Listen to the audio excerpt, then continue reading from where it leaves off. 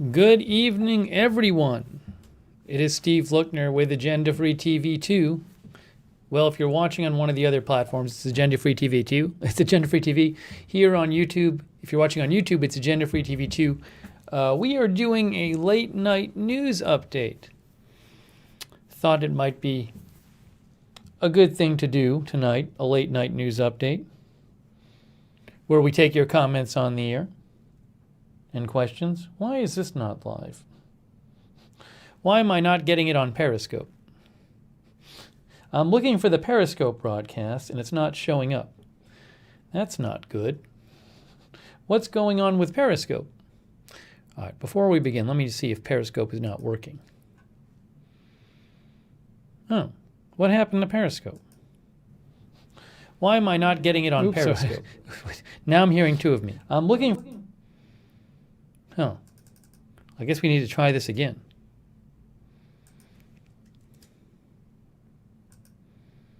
Let's try this again. Now it should be live on Periscope. There we go. There we go. Now it's live. Now it's live. We're there. All right. Yeah, Brad Bell says, thanks, there was no violence today. Exactly. Hold on a second. What I have to do is, I forgot to do this. I always do this on this channel. I didn't do it. There we go. Yeah, there was, Nightbot's supposed to be working. Nightbot has this weird thing where I think maybe I have to it's supposed to automatically work, but I don't know if I need to sign in. No, it's working. Nightbot's working. We don't have the command set up for this channel, though. That's the problem. I don't even know what's set up for this channel. After this broadcast, so we have this Nightbot thing that's helping out with the modding, but I don't actually think it's been set up for the channel yet. Is Sarah here? Yeah, Sarah's there. Sarah55, if you want to look over any of the Nightbot stuff while we're on the air, I think it's been set up for the other two channels, but all of the options haven't been set up for this channel. So caps, options. Yeah, I got to fix that one. It works though. Okay, anyways.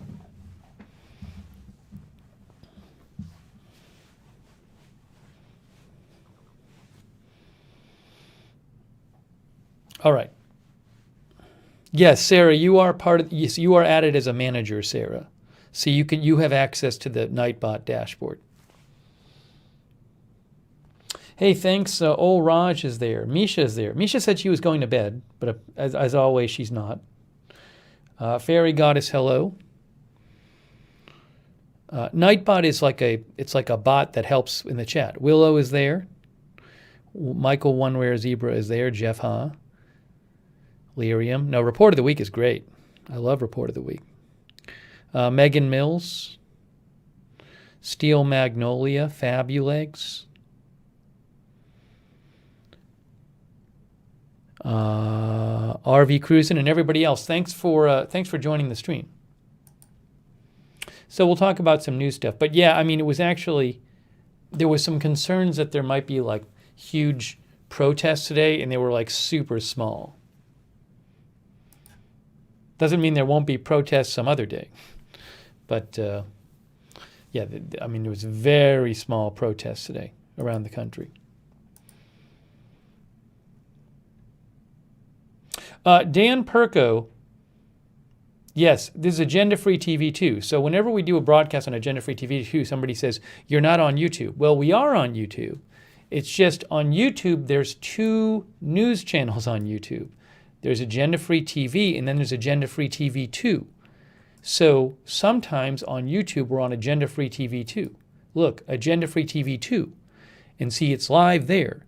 So usually when we do these news roundup things, when we're not covering a particular story, I'm on Agenda Free TV 2 on YouTube. There I am right there. So So if you watch normally on YouTube, you got to get over to Agenda Free TV 2.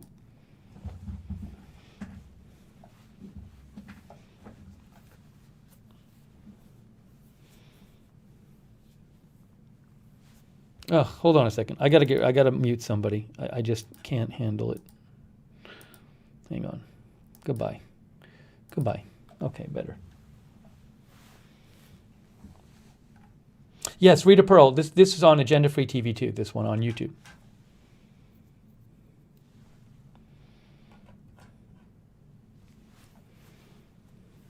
Diana L says there are so many National Guard, they are probably rethinking their plans.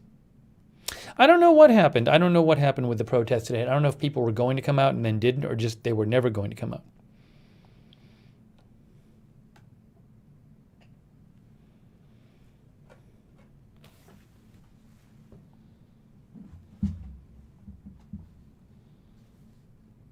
Little Harves. Yes, I am on YouTube. I'm on Agenda Free TV 2. Okay, let's start with the new stuff. I want to first talk about the story that came out tonight on about pardons. Let's talk about the pardon story. Oh, by the way, that pesky plumber says, I live in Northern Virginia, been seeing National Guard and Army people roaming around all day, live by a hotel absolutely swarming with uniformed people being bussed into D.C. Yang Chat says, grateful for non-violent days. Ellie Bourne says they all saw the arrest going on. They saw all the arrests going on and they chickened out. Okay, let's talk about pardons. Let's talk about pardons.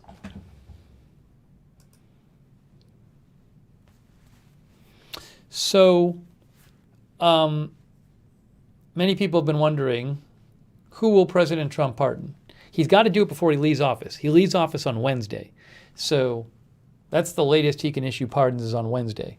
But there was a report tonight about pardons. Look, CNN had a report where they said their sources say President Trump plans to issue about 100 pardons and commutations Tuesday, his final full day in office, sources say. Look at this. I never remember the differences between pardons and commutations. Some of them lessen the sentence. Some of them rid you of all punishments. What is it? Here, hold on. Let's look this up. Pardon versus commutation.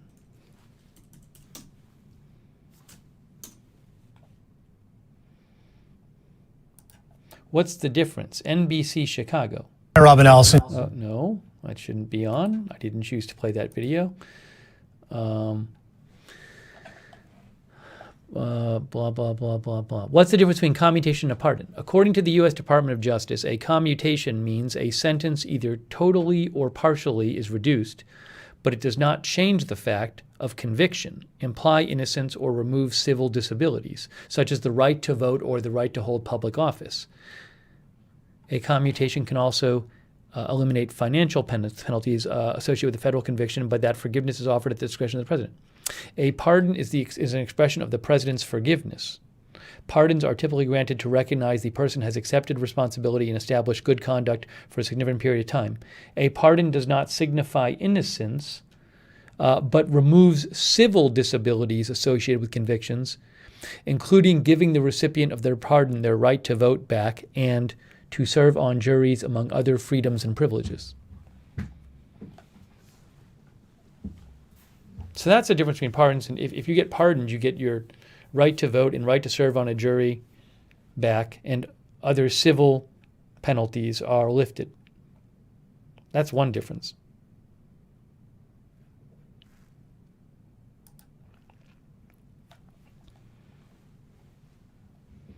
Diana L. says, why are presidents allowed to pardon so many? Because the Constitution gives them that power. Okay, so let's look at this story here. CNN reports Trump to issue 100 pardons and commutations, sources say. And they say it's going to happen on Tuesday. Which makes sense because I mean, President Trump is supposed to fly out of D.C. on Wednesday morning. He's not going to the inauguration. I think he's supposed to leave D.C. at like 8 a.m.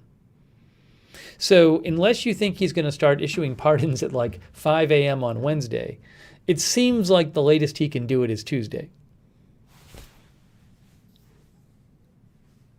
Brenda thinks he will pardon anyone who he feels will owe him one in the future. So CNN says President Trump is preparing to issue around 100 pardons and commutations on his final full day in office, according to 3 people familiar with the matter. A major batch of clemency actions that includes white-collar criminals, high-profile rappers, and others, but as of now is not expected to include Trump himself. Now, it may include some family members of his. White-collar criminals, high-profile rappers, and others, but not expected to include himself. The White House held a meeting on Sunday to finalize the list of pardons, 2 sources said.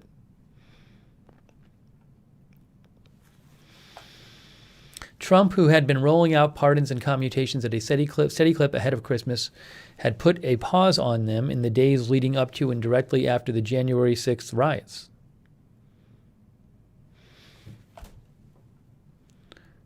Initially, 2 major batches had been ready to roll out, one at the end of last week and one on Tuesday. Now officials expect the last batch to be the only one, unless Trump decides at the last minute to grant pardons to controversial allies, members of his family, or himself. Oh, well, that could definitely happen. We'll have to see. The final batch of clemency actions is expected to include a mix of criminal justice reform-minded pardons.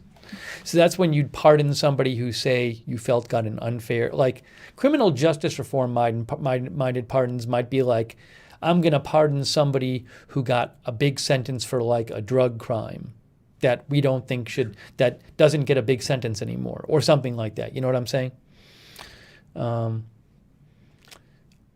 It's supposed to be a combination of criminal justice reform-minded pardons and more controversial ones secured or doled out to political allies.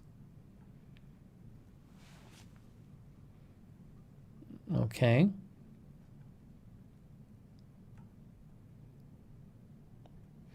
One White House official said paperwork had not yet been drawn up for a self-pardon.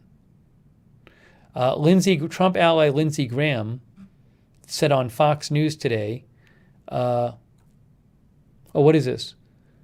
After the riots, advisors encouraged President Trump to forego a self-pardon because it would appear like he was guilty of something, according to one person familiar with the conversation. Several of Trump's closest advisors have urged him not to grant clemency to anyone involved in the siege on the U.S. Capitol, despite Trump's initial stance that those involved had done nothing wrong. So I would be surprised if he issued any kind of pardon or clemency.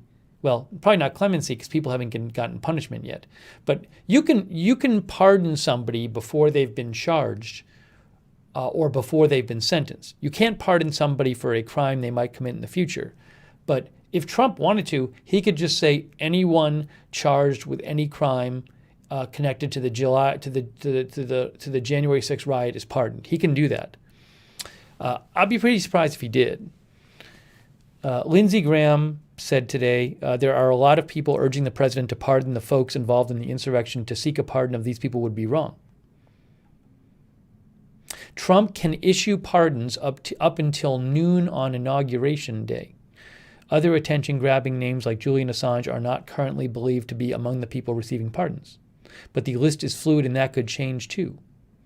It's not clear whether Trump's former advisor, who helped get him elected, Steve Bannon, will receive a pardon. I believe he has been charged with, we covered him being charged. He's charged with fraud in some kind of fraud case, maybe other things as well. He's charged in a fraud case, put it that way. The expectation among allies is that Trump will issue pardons he could benefit from post-presidency. Everything is a transaction. He likes pardons because it's unilateral, and he likes doing favors for people he thinks will owe him. That's one of our viewers said. Oh, now this is also, CNN had reported the name of one person who they thought was going to be on the list. Okay, Caitlin Collins had reported this. So this is one name they think is going to be on the list of pardons or commutations. Solomon Melgen, Dr. Solomon Melgen, a prominent eye doctor from Palm Beach, Florida, who is currently in prison after being convicted on dozens of counts of healthcare fraud, is currently expected to be included in the clemency list, 3 sources tell CNN. Melgen, who is noteworthy for being the co-conspirator in a since-dismissed corruption case against Democratic New Jersey Senator Bob Menendez, was sentenced to 17 years for health care fraud in 2018. While his name surprised some allies, given the president's attitude towards Menendez, Melgen is seen as a wealthy and influential figure in South Florida. So this could be one person. CNN says they believe one of the pardons is going to go to Solomon Melgen, an eye doctor who was sentenced in 2018 to 17 years for healthcare fraud. So we will see if that happens. All right, let me know, what do you think is going to happen? Do you think he's going to pardon his family members?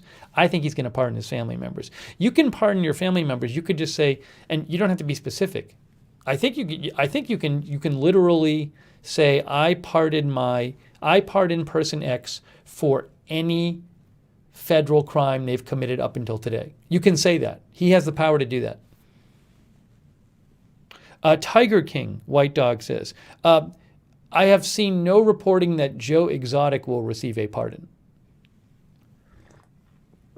I assume Joe Exotic was charged by federal authorities because the president can only pardon federal crimes. And I've seen in the news that like Joe Exotic wanted a pardon. But if Joe Exotic was prosecuted by local authorities, that wouldn't make any sense.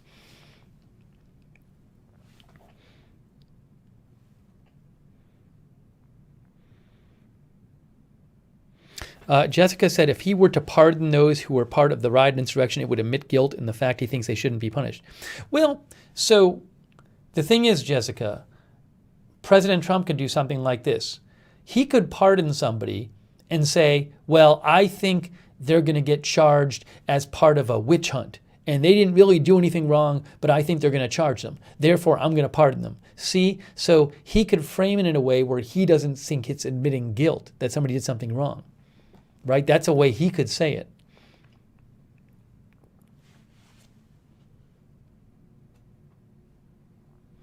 Brenda Triplett says pardons were meant to give grace or correct injustices.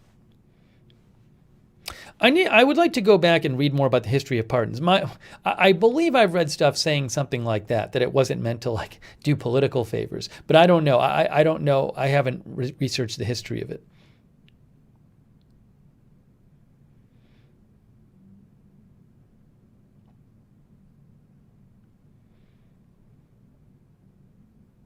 Devil in Disguise says self-pardon shouldn't exist. Well, it's unclear whether he can pardon himself. A president has never done it. If he did it, I'm sure it'll go to the Supreme Court, and they will decide if he can or not constitutionally. There's many people who think that wouldn't be possible, that it would be ruled that he couldn't. Because if you can pardon yourself for federal crimes, well, I'm trying to think of what is. I have a good article on this. What's the argument for it? If you can pardon yourself from federal crimes, you can basically commit all kinds of federal crimes while you're president and never get punished for them. That would seem kind of odd, wouldn't it? If you could just commit any federal crimes that you want and then pardon yourself for it. That's one. I mean, that's one argument. But it's a constitutional issue. It's not clear in the Constitution.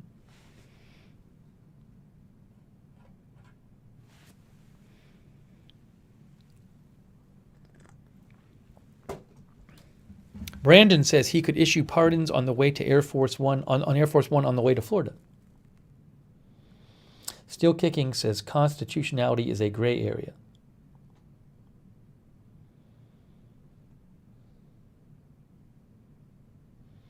Aquarius says pardon should have some limitations to them. Toy Biederman says Clinton pardoned his brother Roger plus Weatherman and Puerto Rican terrorists. I don't remember who he pardoned. There's probably a list of all presidential pardons. You can go and see it.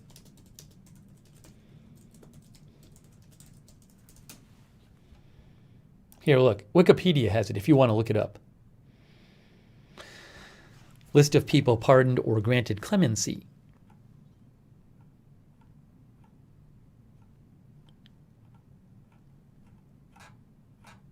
They even have, I bet they have Trump. See, they even have Trump there too.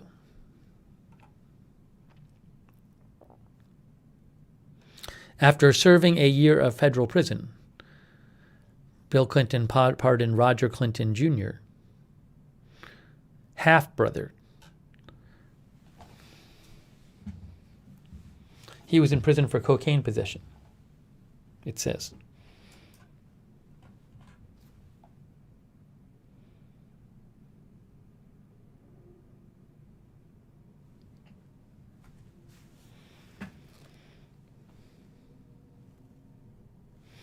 Big Dal Como says Obama pardoned more than any president in recent history. The thing is, you got to be careful of this, though. We've read articles about this, but a common use, I believe, a lot of the Obama pardons and a lot of pardons that other presidents have given were like criminal justice reform related things. They weren't like political favor pardons. They were like so. Let me see if I can find the article about that.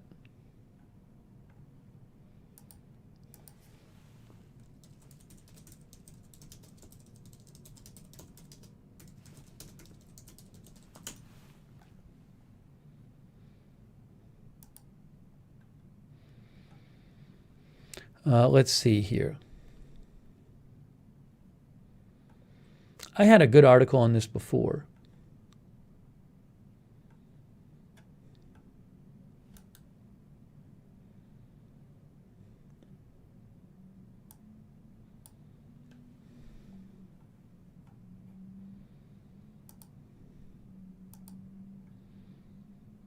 Yeah, look, this is from Fortune. This is from Fortune magazine. It says Trump's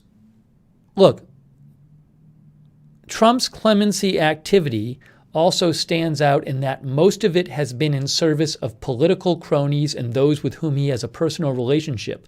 Past presidents have mostly, though not entirely, used the pardon power to address systemic injustice, such as racist drug sentences, or to address broader political rifts in the country, such as President Carter's decision to forgive those who left the U.S. to avoid military service in Vietnam.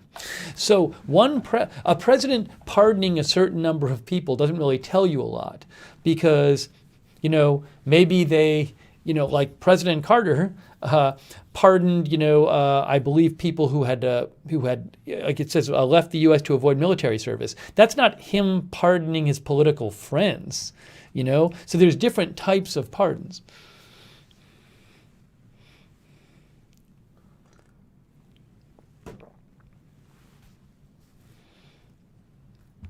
Hey, thanks, by the way, for your support. I really appreciate it. I owe a thank you to Mr. Showtime. Thank you, Mr. Showtime. I appreciate it. Thank you also, Ginger Vitus. She says this week, I assume Ginger Vitus is a she because it says Ginger, but you never know. Ginger says, this week will be very interesting. Hope I'll stay safe. Thank you, Ginger. Thank you also, Sonic, for your support. Sonic, I owe you a reply. I'm behind on my email today, Sonic. So I know you sent me a message. I will get to it tonight. Thank you, Sonic. I appreciate it. Manly 1979. Jerry Jones asking Trump to pardon future cowboys doesn't even make any sense. You can issue preemptive pardons, which is when you pardon somebody for a crime they haven't been charged for yet. But you cannot. For example, President Trump could say, I pardon anyone who was at the rally, whether or not they've been charged yet. Who was at the riot, whether or not they've been charged yet. What you can't do is you can't pardon somebody for future crimes. You can't say, I pardon this person for some crime they might commit next year. It doesn't work that way. So preemptive pardons are not pardons for future crimes. They are pardons for crimes that you haven't been charged with yet. Like Ford pardoned Nixon, although Nixon hadn't been charged with any crimes, I believe. Sia Mommy thinks Trump may pardon Edward Snowden. Thank you, Sia Mommy, for your support, or CIA Mommy. I appreciate that.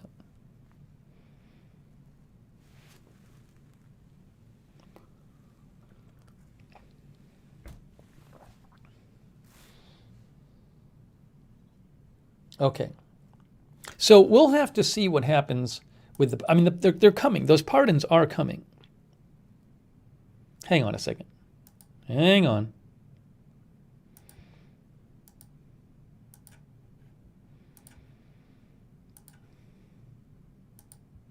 Hang on.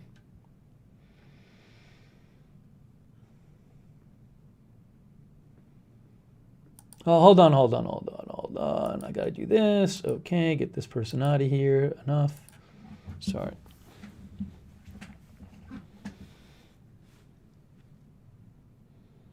Michael Healy, I have started a YouTube stream. It's on AFTV2. It's on Agenda Free TV 2. Again, there are 2 YouTube news channels. One is Agenda Free TV. One is Agenda Free TV 2. When I do a news roundup, often it's on Agenda Free TV 2. So we are live on YouTube. It's on Agenda Free TV 2.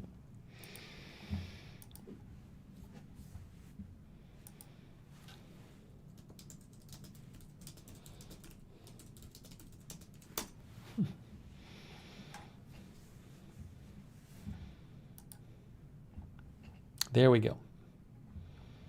Thanks for watching either way, Michael Healy.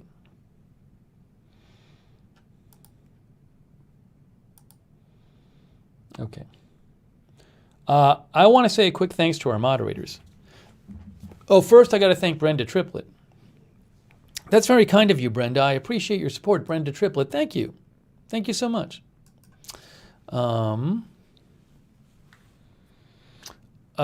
I want to say thanks to our moderators. SC, by the way, says, didn't some news mention Biden might consider pardoning Trump? James, I saw a report that James Comey said he thought Biden should pardon Trump just because otherwise it would it was something like, because it'll interfere with, it'll keep Trump in the news or something if he doesn't.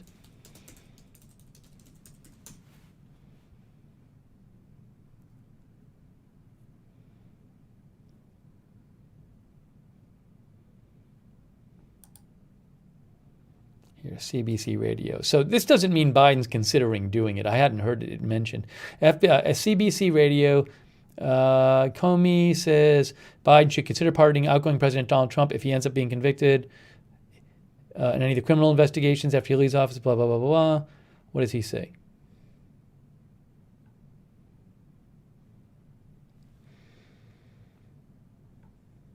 Trump investigations would dominate Biden's presidency.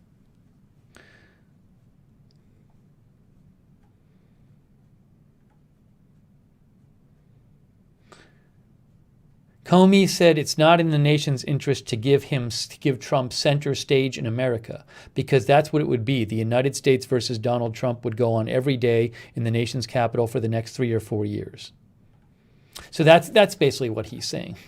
That's the basic idea. If you want to read more about it, go look up. There's articles about the interview that Comey did. But again, I have not heard any reporting that Biden is considering it. All right, let me thank our moderators. They are awesome. Look, they're even here late at night. Isn't it amazing? They're so cool. Angel V and Lamar Watkins and Sarah 55. Oh, Nightbot is there. Sarah got Nightbot going. I love it. Nice. Sarah got all the Nightbot stuff set up. Very cool. Mark Helton is there. Thank you, Mark, for moderating. And Angel V. Did I say Angel V and Sarah Joy? I think so. Misha is there in our Periscope chat. Thank you.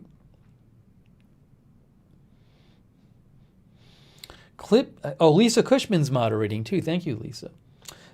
Clip Joint Calamity says, will you still be streaming during the media blackout? I don't know what you're talking about.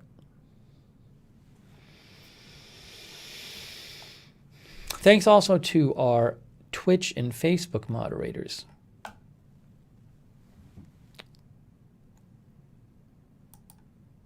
Hang on a second here.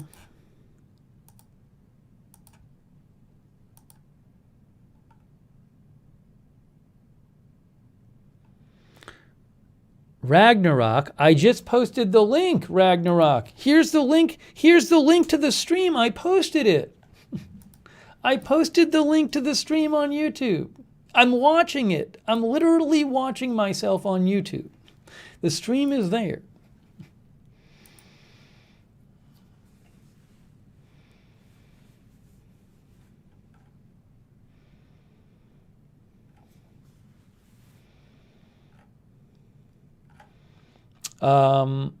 Thanks to our Facebook mods. I don't know if we have any there right now. I'm keeping an eye out. Bud Green was there before.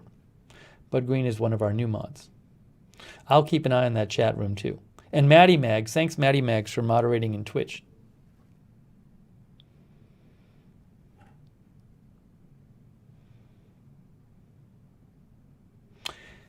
Jay Keat says we need to move on from Trump. Shamai Mudin says, will Steve report on Indonesia earthquake? You know, the Indonesia earthquake is really sad. It wasn't even that big an earthquake, but like over 70 people have died. See, with earthquakes, it's so dependent on like what country it happens in and what the housing is like. So it was a 6.2. I mean, it's strong, but it's not crazy. I would be shocked if a 6.2 happened in America and 73 people died. My guess is that, it happened in a place where a lot of the houses were not very well built.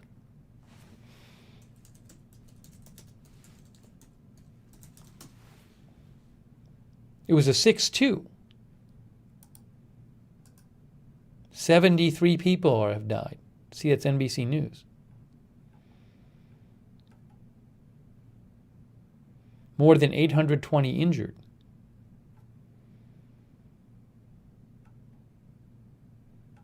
I bet we can look it up on USGS. Here, this is what you need to do. You need to look it up on USGS.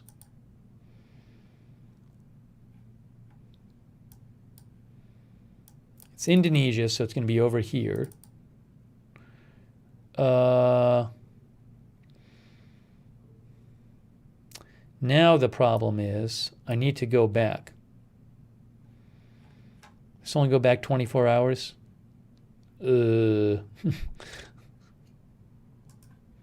I'll go to their Twitter page. I'll find it on their Twitter.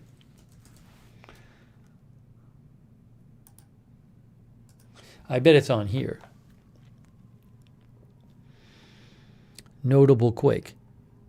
This is it. See, this is the 6.2. And my guess is that was from a couple days ago, right? My guess is that it tells you. See, look. This was the earthquake a couple days ago. If you look at USGS, it says, overall, the population in this region resides in structures that are vulnerable to earthquake shaking, though resistant structures exist. The predominant vulnerable building types are unreinforced brick with concrete floor and precast concrete frame with wall construction. So what they're saying is that, unfortunately, it's in an area where a lot of people did not have very strongly built housing to be very earthquake-resistant housing.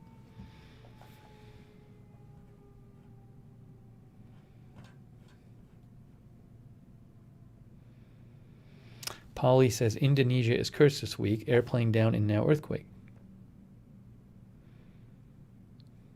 But yeah, it's really bad. I mean, 70 people have died so far, and like over 800 injured, I think.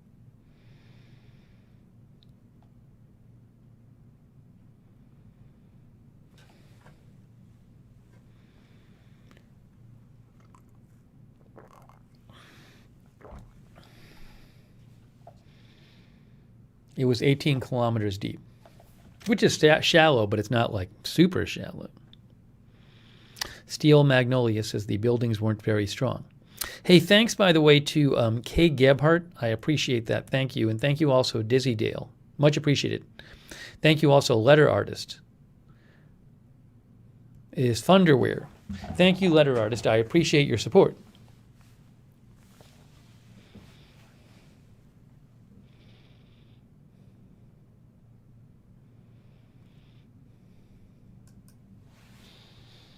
Okay, I want to also talk about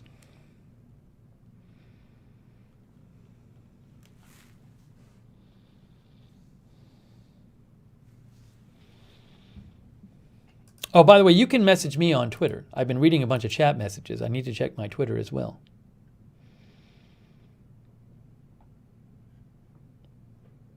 What is this? This is odd. Jennifer Tower sent me this. I wonder how serious this really is. Kyle Cheney says the FBI, he just posted this, the FBI is investigating a claim that a Pennsylvania woman who rioted at the Capitol on January 6 stole a laptop from Speaker Pelosi's office and intended to sell it to the Russians. The FBI says she appears to have fled. Look at this.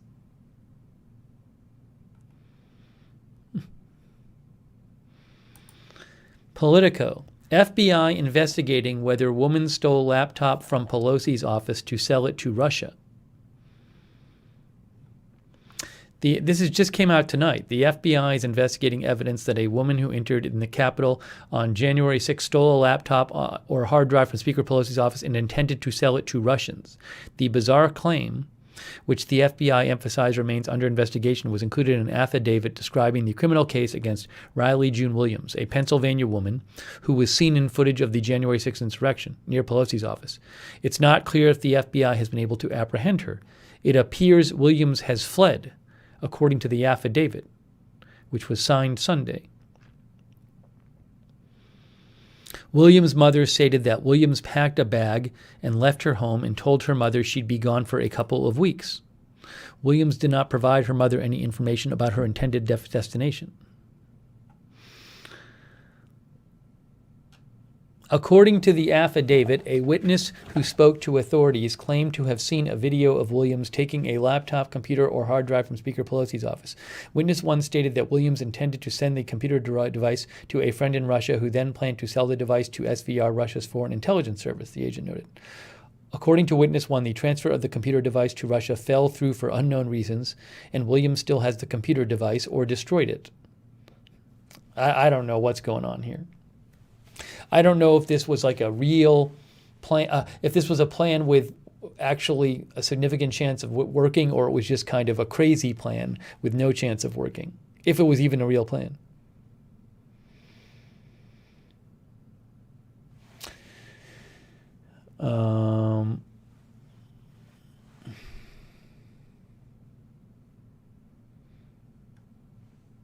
The agent handling Williams' case also spoke to law enforcement officials in Harrisburg who had recently interacted with Williams' parents. Williams' mother filed a suspicious persons report against the person the FBI has identified at Witness 1.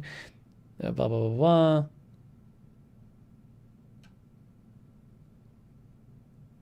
While local officers were present, Williams' mother, Williams is the suspect here, Williams' mother called Williams via video. An officer saw her wearing a brown jacket that matched the one she was seen wearing images from the January 6th riots. I don't know what to make of this.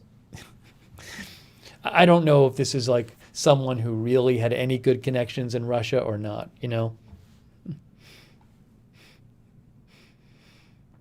I mean, this could have been just a person who got some, you know, a laptop or some electronics from Nancy Pelosi's office and then said, I'm going to sell it to Russia. And they might have had just like no real chance of actually doing that. So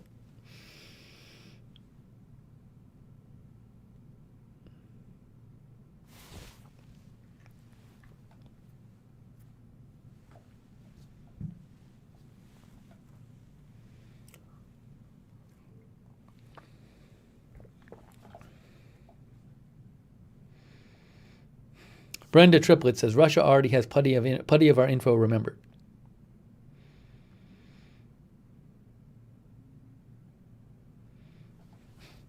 So you know, I don't want to Misha says, fled where?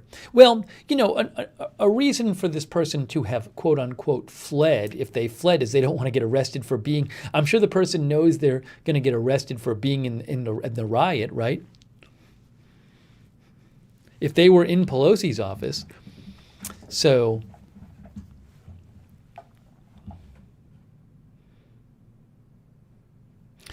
I would be surprised if they had the.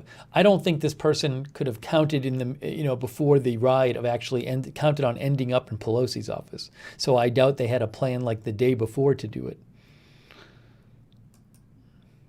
Anyways, it's an interesting story, but there's something else. There's another story that came out tonight. I want to mention. Hey, thanks by the way to Angel V for your support. That's very kind of you. Thank you, Angel V. Much appreciated. And hey, thanks so much also to. From Germany, Dennis. Wow, that's very kind of you, Dennis Ziolkowski. He was watching even before this channel started. Hey, thank you, Dennis from Germany. I really appreciate you watching all that time, and I appreciate your support. Thank you, Dennis Ziolkowski from Germany.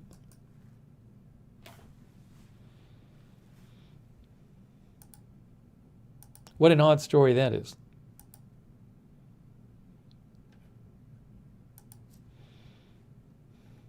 Mark says the article is just misinformation. Well, I don't think the article is misinformation. I don't think the article is saying anything that's false. What I think, though, is that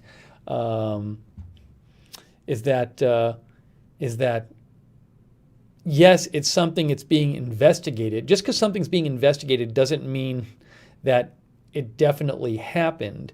Also, just because somebody's being investigated for wanting to sell something to Russia doesn't mean that they actually had any good idea of how to actually do that. And it also doesn't mean you can want to sell something to Russia and have no good way of doing so. Why am I seeing? How do I shut that off? I'm seeing. It's kind of distracting.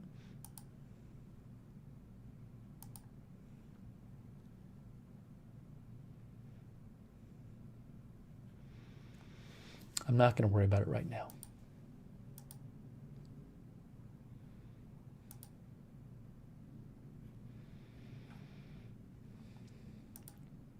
I already have too many things open on my desktop, by the way.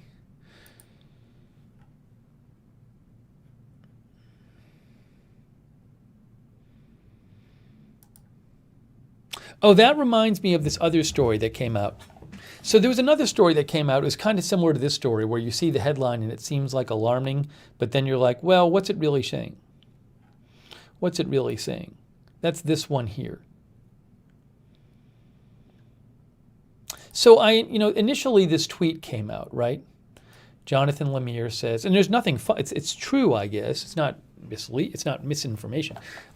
Jonathan Lemire says, defense officials tell AP they fear possible inside attack at inauguration will have National Guard troops vetted. And you read that and you're like, oh my gosh. But the thing is, you read that and you might think, oh, they have some specific intelligence that this is going to happen.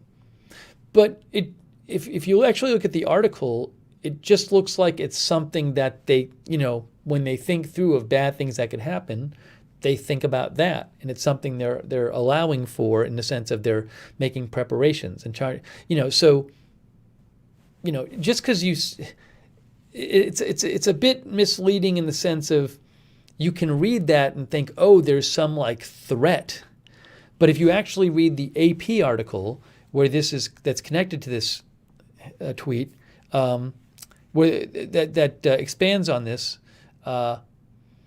You see that there's no specific threat. So I actually posted it here.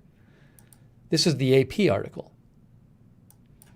So this is FBI vetting guard troops in D.C. amid fears of insider attack. But if you skip down here, it says, so far, however, the Army Secretary and other leaders say they have seen no evidence of any threats, and officials said the vetting hadn't flagged any issues they were aware of. So it's certainly, concerning that they feel they have to look out for this, right? So I'm not trying to minimize that, but at the same time, I want to make clear that it doesn't there's no reporting that there's any kind of specific intelligence that tells them that there's some plot underway.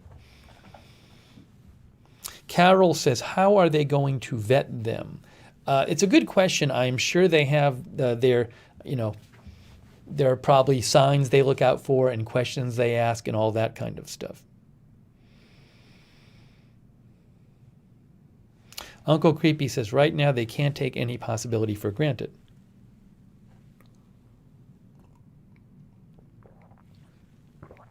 It makes sense that it's something you would, when I'm sure when you work in security for an event, you try to think what could go wrong. So it would make sense that this would come up.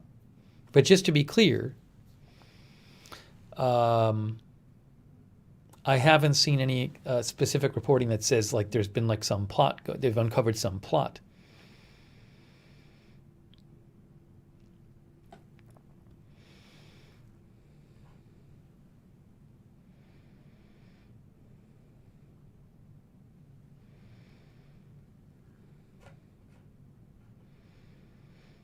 Our viewer, where is that comment? I missed it. I was going to read it and now I can't find it again. Big Dal says, amazing they can vet 30,000 people in a matter of days. So, look, there's limits. It says here, prompting the FBI to vet all of the 25,000 National Guard troops. So U.S. defense officials say they're worried about an insider attack or other threat from a service member involved in securing President-elect Joe Biden's inauguration, prompting the FBI to vet all of the 25,000. I don't think they're giving detailed multi-hour interviews to every single person, every single National Guard troop. But they have to have techniques they can use. I don't know what they use. They have to have some way of doing it. Hey, thank you, Pixie Druid, by the way. I appreciate that. Thank you. And thanks for thanking the mods as well.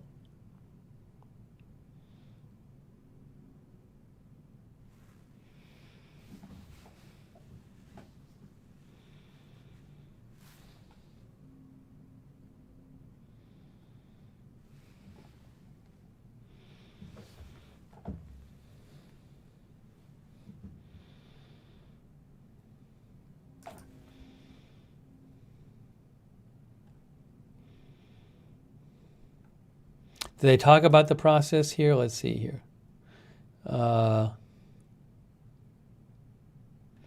Officials have warned commanders to be on the lookout for any problems within their ranks as the inauguration approaches.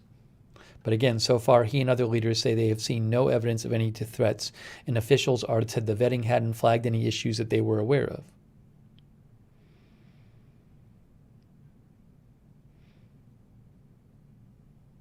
Multiple officials said, hold on. While the military routinely reviews service members for extremist connections, the FBI screening is in addition to any previous monitoring. Multiple officials said the process began as the first Guard troops began deploying to the D.C. more than a week ago, and they said it is slated to be complete by Wednesday.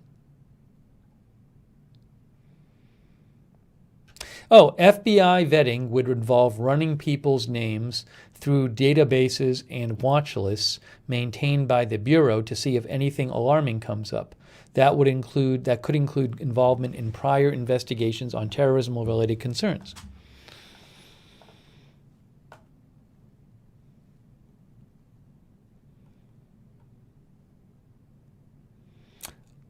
If there's any indication that any of our soldiers or airmen are expressing things that are extremist views, it's either handed over to law enforcement or dealt with chain command immediately, he said. So I'm assuming they might look at people's like social media and stuff like that, so.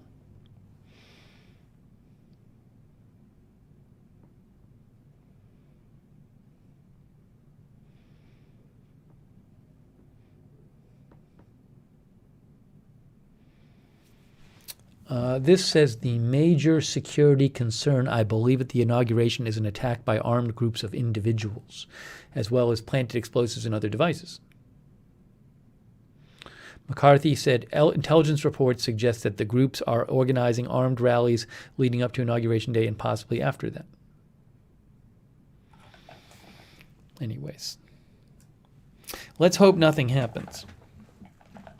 Carol says, I bet they looked at all their social media. Diana says, have they found the bullhorn lady yet? I don't believe so. The lady in the video at the Capitol who's like telling people where to go in the Capitol through a bullhorn. I don't believe they have caught her yet. Or I don't know if I don't know if the authorities have identified her. There hasn't been any kind of I haven't seen any kind of online post identifying her.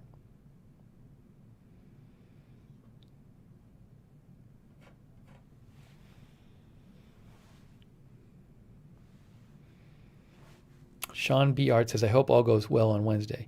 I mean, look, today was a day where there were a lot of worries today about people going out and rallying today, and it was very quiet. Dave N.W. says, I would be worried about any National Guard members who are Q followers. By the way, thank you for the Super Hearts. Junior. Thank you, Junior. I appreciate that. Thank you. Patty says, I bet they are looking up some of their social media accounts.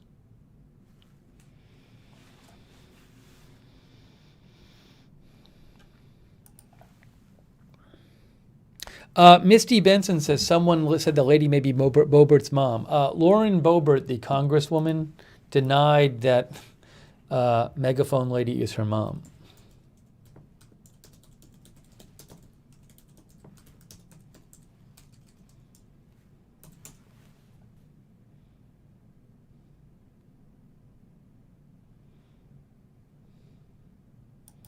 If I can find it here. I posted something about it. I saw a post about it. And then I tweeted it. It's probably from 2 days ago. I'll have to go back on my timeline and see if I can find it. Here it is. J. David McSwain, who's with ProPublica. He says, Lauren Boebert refutes Twitter's sleuth speculation that her mother is Bullhorn Lady, not Megaphone Lady, the woman in a pink hat who gave detailed instructions to rioters in the Capitol. She tells ProPublica they were locked down inside with... they were locked down inside, ... ProPublica talked with Boebert's mother, Shauna Bentz, who also said she is not Bullhorn Lady and she doesn't even resemble me a little bit.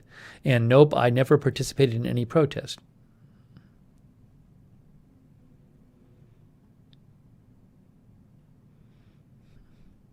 So anyways, that's what Lauren Boebert and her mom are saying.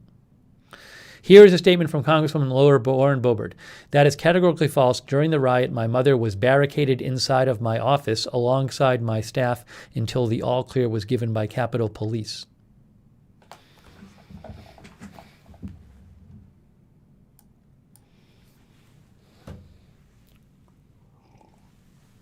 DCW says the 20th will be a very quiet day all around. I hope it will be, and also I do think there's a chance of that. I do think there's a somewhat decent chance that Wednesday will be pretty, I mean, people will be on alert, but that it'll go well and there won't be any major disruptions.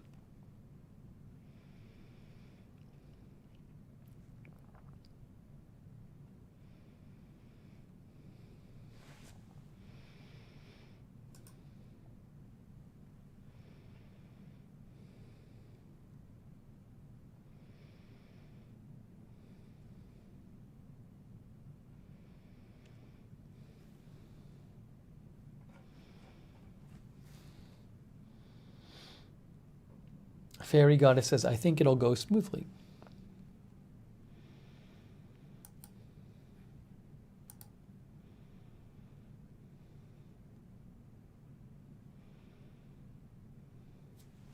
Quake Country mentions a new variant. Yeah, you know, I've seen a couple of articles like this recently. You know, the virus is always changing, and so new variants pop up. There's a new one, I guess, that a lot of cases in California have. I just started seeing some stuff about that today. This is from Cron. Risa sent me this new variant found in Bay Area. Officials say it is linked to several outbreaks in Santa Clara County and was first identified last year in other countries and states. So this is where it gets concerning. The fact that this variant was identified in several large outbreaks in our county is a red flag and must be investigated further, said the Santa Clara Health Officer, Dr. Sarah Cody. It's different than the UK variant. So, it's, the virus changes all the time, but you hope it doesn't change in a way which makes it, say, spread faster.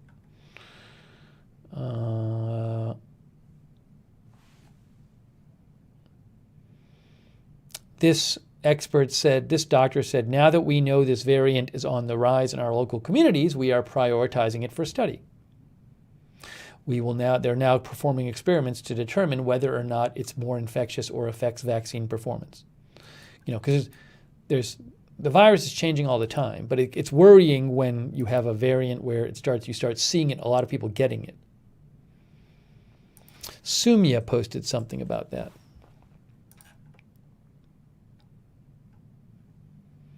Yeah, see? California health officials are warning a new variant is being increasingly found throughout the state. It is unclear whether it's more transmissible than other variants, and it is different from that one prominent in the UK. The variant has shown up increasingly in California since November and has been identified in several large outbreaks in Santa Clara County. The fact that the variant was identified in several large outbreaks in our county is a red flag, said the county's health officer. So we'll have to see what they say about it.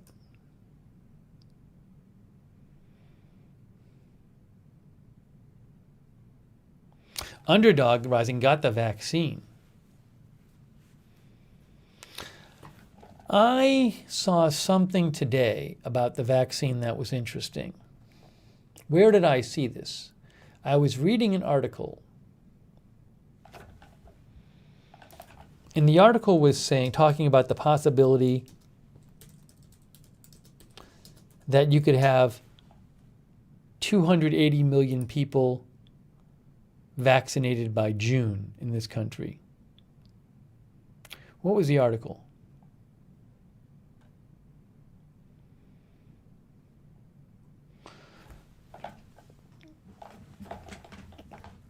It was saying that you could have up to that many if things go well. That would be a lot of the country. Like a lot of you out there, I have not gotten the vaccine. So I am particularly interested in when I might get the vaccine.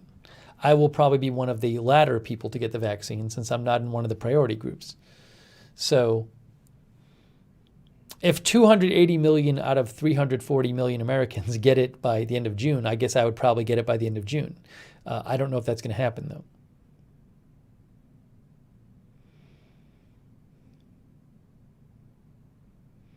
Now, President-elect Biden has said that he wants to get 100 million people vaccinated in the first 100 days, which, given that there's been days before where over 1 million people have gotten the vaccine, that doesn't seem like a crazy number. But that would be 100 million by the end of March. So it doesn't seem crazy to start talking about over 200 million by the end of June. Whatever works says, my dad will get his second shot in 2 weeks. I haven't received my first one yet. Yeah, Carol, I agree that 280 million by the end of June is optimistic. I don't think it's insane.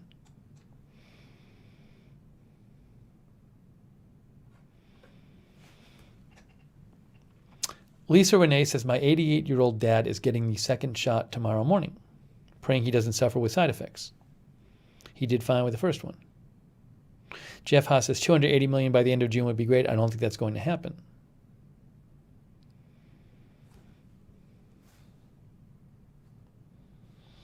Toy Biederman says, my 60-year-old brother got a vaccine today through a veterans vaccine program in Kentucky.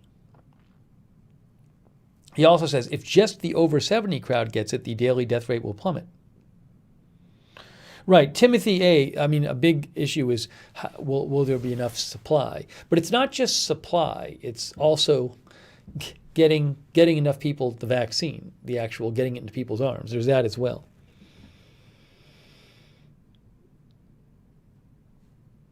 So the estimate I saw that the 280 million possible by end of June, one thing that factored in there was that estimate included Johnson & Johnson vaccine. Johnson & Johnson is a one-dose vaccine.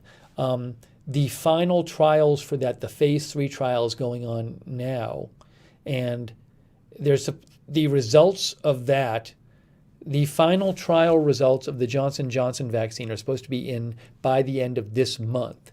And if they are good, then you could see Johnson & Johnson vaccine approved for use in the U.S. next month. And the U.S., I believe, has purchased 100 million doses of that with an option to buy like 100 million more or something. Right now, Jeff says, I doubt there will be 280 million people who want the vaccine. So that's actually something else I think about too, because there will be some people who don't take it or don't want to take it or whatever, maybe they're, or just maybe they're like, for whatever reason, they don't take it. I think certain people aren't supposed to take it. Well, maybe if there's people with severe allergic reactions, maybe they're not giving it to them. Anyways, though, given that there's 340 million Americans or something like that, if you have 280 million vaccinations available, that could cover everybody who wants it.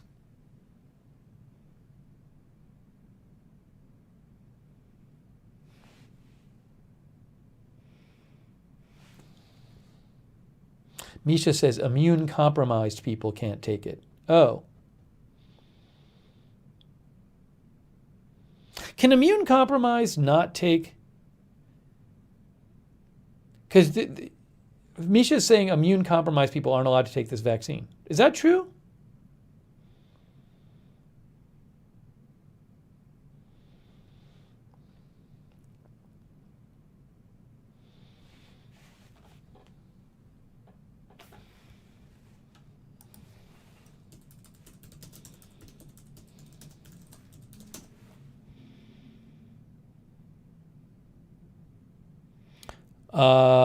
CDC has this about that.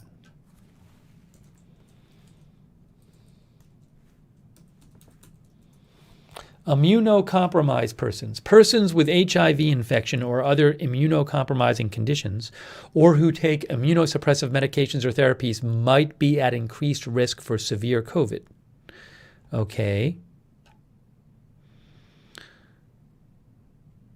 What are they? Immunocompromised individuals may receive COVID vaccination if they have no contraindications to vaccination. However, they should be counseled about the unknown vaccine safety profile and effectiveness in immunocompromised populations. Oh, maybe because they haven't been tested on those people? As well as the potential for reduced immune responses and the need to continue to follow all current guidance to protect themselves against COVID.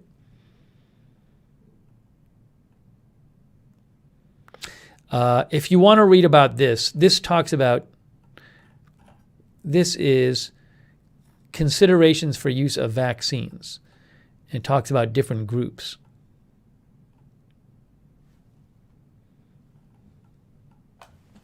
So that's the place to read if you want to. I'm not going to go through it all now, but they have a section on vaccination of children, vaccination of pregnant people. They have they have a section on vaccination of persons with autoimmune conditions, immunocompromised persons too. No data are currently available on the safety and efficacy of mRNA COVID vaccines in persons with autoimmune conditions, though these persons were eligible for enrollment in critical trials. No imbalances were observed in the occurrences of symptoms consistent with autoimmune conditions or inflammatory disorder, blah, blah, blah, blah. Persons with autoimmune conditions who have no contraindications to vaccination may receive a vaccine. It's on the CDC site. You can find it there.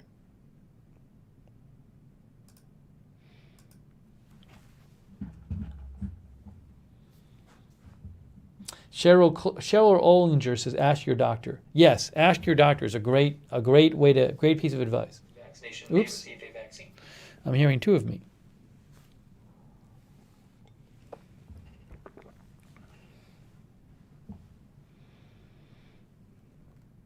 Chris Valentine says 5 straight days of decreasing hospitalizations, I think, for the entire country in the U.S. per Tomeric Bergside. I think the worst is finally behind us. Now the slow recovery begins.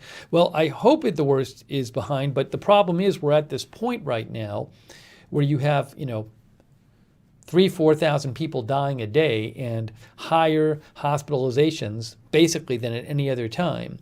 And a lot of hospital systems really struggling around the country. So if it just stays like this for a while, that's not good. Ashish Jha, who is at Brown University, I saw him on TV tonight. He's a public health expert, and he said that he thought like you were basically going to see this level of fatalities every day until maybe the end of February, which is not good.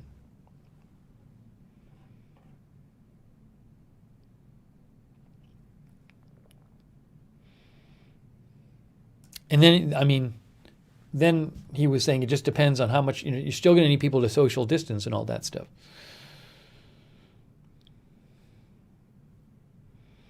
But the more people vaccinated, the better. The thing to remember about vaccines is if you haven't had the vaccine, right? So when somebody gets the vaccine is designed to keep you from being sick, to keep you from getting sick. It's not been shown that the vaccines stop a person from actually getting the virus and spreading it to other people. So if you're hanging out with a bunch of people who've been vaccinated, that doesn't mean that they can't give it to you. They could still have it in their bodies, as far as we're aware, and give it to you. That's being studied, I believe, to what degree vaccination affects transmission. But the vaccines were designed to keep you from getting sick. They weren't designed to stop you from having the virus in your body and giving it to somebody else.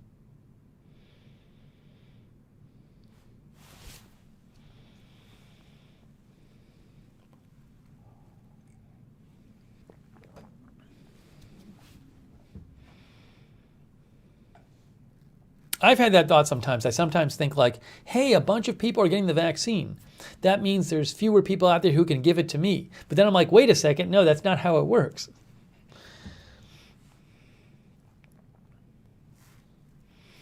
Underdog Rising says, I'm still wearing my mask post-vaccine.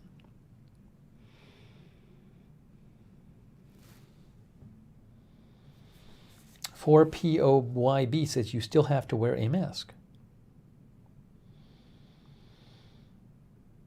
Misha says people with certain leukemias cannot get vaccines either. I can't even get a flu vaccine. I would, though.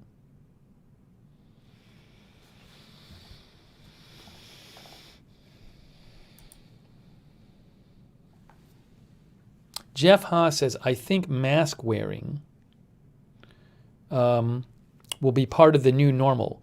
That's a good question. I've wondered about that myself. Whether you'll have a lot of people wearing masks by the end of the year. Also, are crowded bars and concerts going to be normal again or not? I don't know.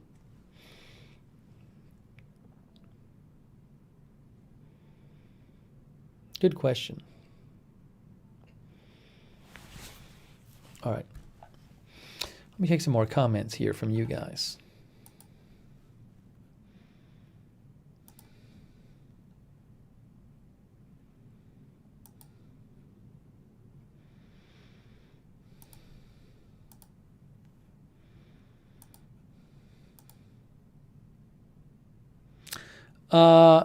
J.C. Harris sent me this. I hadn't seen this. What is this? Rudy Giuliani now says he won't be on the Trump impeachment defense team because I gave an earlier speech at the January 6th rally. I am a witness and therefore unable to participate in the court or Senate chamber, he tells me. That's from Jonathan Carl. I guess I don't know that you can't be a witness. Maybe that's some kind of convention that you can't be a witness. I don't know if I don't believe there's formal rules for a Senate impeachment trial. I think it's up to the Senate to make those rules. But anyways, that came out tonight.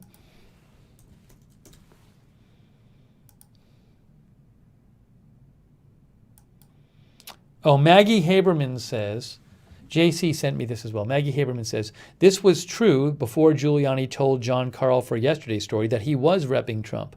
But Giuliani met with Trump last night and Trump had been telling people that today Rudy won't be involved. So Maggie Haberman seems to think that Rudy Giuliani won't be on Trump's impeachment defense team in the Senate, not because he's a witness, but because Trump doesn't want him to be.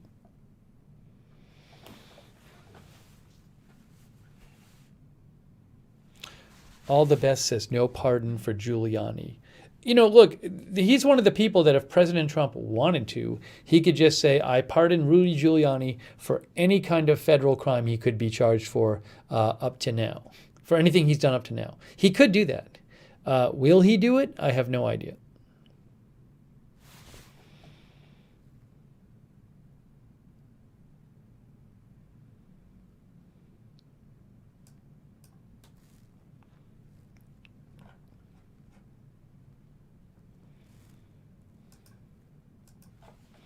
That came out tonight.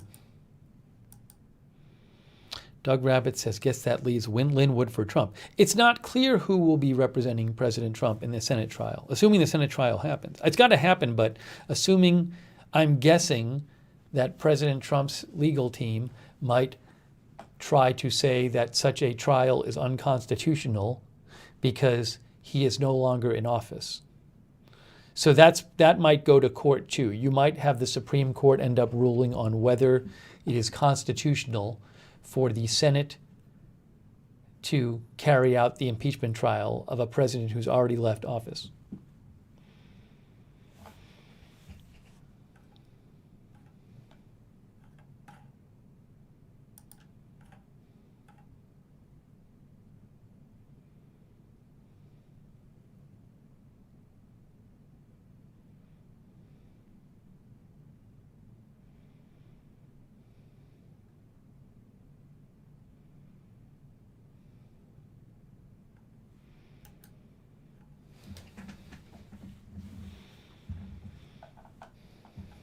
Okay.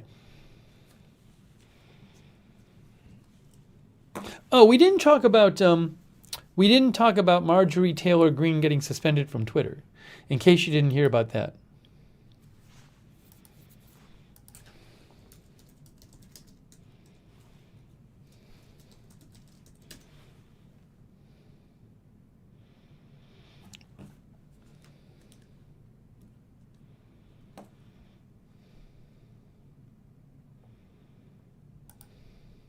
This happened. Twitter suspends Representative Marjorie Taylor Greene's account. So I know that she had posted stuff on Twitter this morning, falsely claiming the election was stolen, so I think it was. I'll read the article to go over what the exact details are. But I did see a tweet that she had posted this morning about that. Twitter suspends her account. NPR, Twitter locked her account, I believe, for 12 hours, citing violations of a company policy that it recently used to remove thousands of QAnon-related accounts. The suspension is in effect for 12 hours. Blah, blah, blah, blah. Greene's account is still...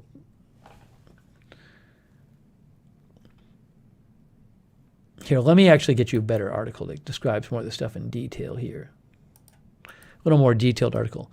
Twitter temporarily sends Marjorie Taylor Greene's personal account, her personal account. Her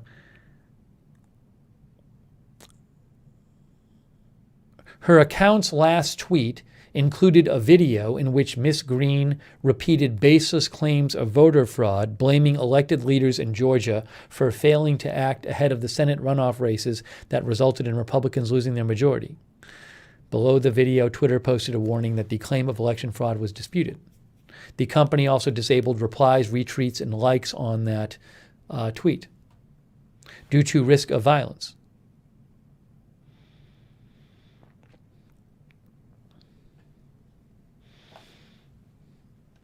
Let's go to her.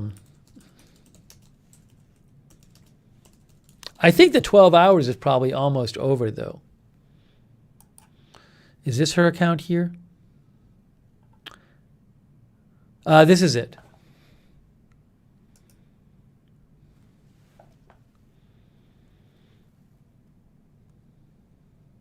I think. No, that's not the tweet I remember seeing. I haven't watched this video yet. It says this claim of election fraud, blah, blah, blah, is disputed, and this tweet can't be replied to, retweeted, or liked due to a risk of violence. Where is the tweet I saw from earlier?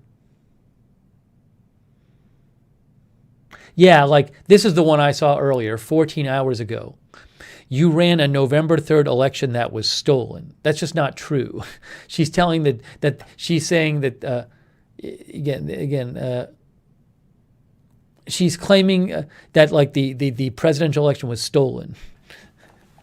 So this tweet they disabled liking, replying, or retweeting as well. Anyways, I'm not going to read all her tweets now. If you want to go back and read them, you can. But her last tweet was posted 12 hours ago.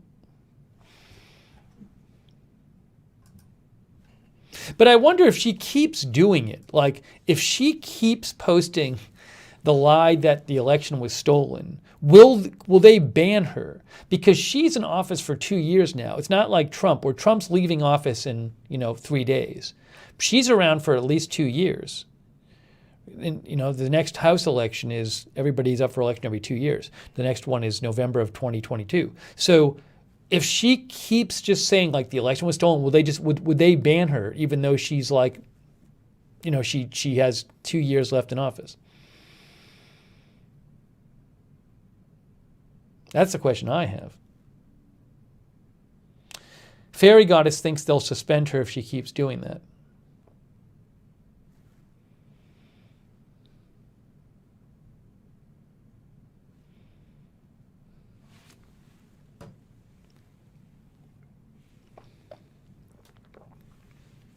I Am Goddard says, just claiming the U.S. elections are fraudulent without proof is a seditious assault on the U.S. Kita says they can suspend her. Well, they can permanently suspend her, too.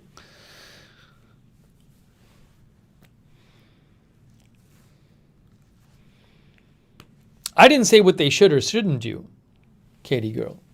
But, I mean, given what they already did with President Trump, it seems to me like if she keeps saying it, she's risking them permanently banning her. Uncle Creepy says, doubtful she will stop. Debbie Dawn thinks she won't be able to be quiet and Twitter will suspend her permanently. Yeah, now Jack says, since she knows it will earn her suspensions and bans, I presume it's her intention. She very well might know that she's going to get banned if she keeps doing it, or think that that's going to happen. Jack thinks it's a strategy to cry censorship.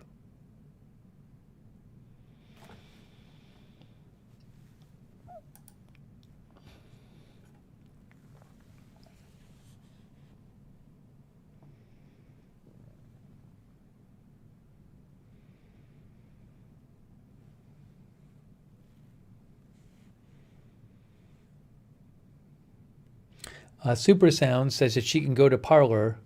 Parler is up again. Is Parler working again? I don't know. I don't think Parler is working again. There's like some stories that Parler might have found somebody to host their site, but I didn't see that it was working again. Here's an update about Parler, Fox Business.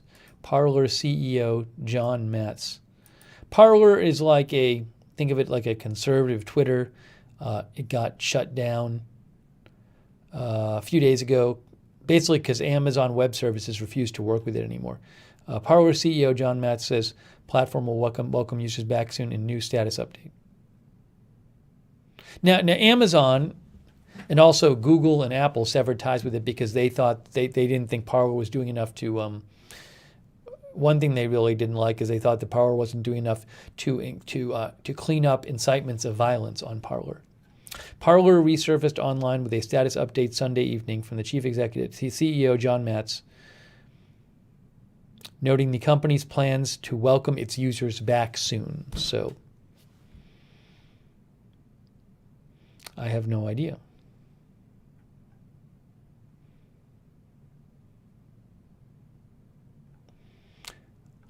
It says here, the announcement comes after Parler registered its domain with host-sharing website Epic last week.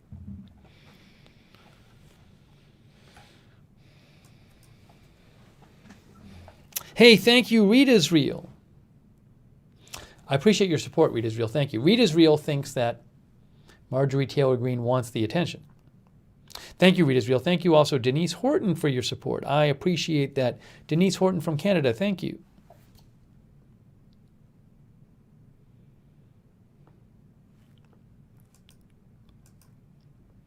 Parler is not back yet.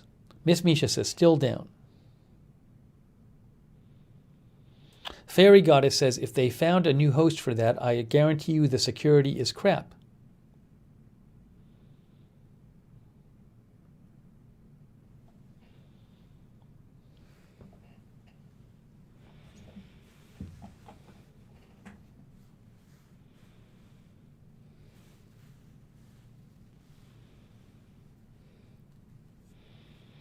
Darren mentioned a video. Yeah, there was a video that came out today which showed it somebody going through some papers in the Senate chamber on January 6th and saying Cruz would want us to do this. Actually, speaking of the videos, though, there's actually a really great timeline of videos. I posted it on my Twitter, which you should check out if you want to see videos of the January 6th, all the riot and the day. It's really great. It's right here. John Scott Railton says, new footage, a fantastically useful interactive timeline of over 500 Parler videos from Capitol Hill was published by ProPublica today. What Parler saw during the attack on the Capitol. And you can actually click on it, and what you can do is you can go, and they have a whole timeline. I'm going to pause this here. See, they have videos. And what you can do is you can actually see it goes from 12 p.m. to 6 p.m. And all of these are videos. All of these are videos. So if you click on the different times, different videos will come up. I don't know why it goes further down. Oh, actually, the other thing it can do, I haven't done this yet, but if you scroll down vertically, I think they're in time order. See, that's 12:02, that's 12:03, that's 12:05. So it's really well done. Like you can either pick a time, or you can just scroll through vertically and get to all the videos, organized by time. So again, I actually posted the link to this on my Twitter earlier today. The link is right. It's right in this tweet. So you can go to my Twitter @Lookner or go to JS Railton. But it's a very cool just way to look at videos. I actually, when I have time, I'd like to sit down and look at a bunch of them.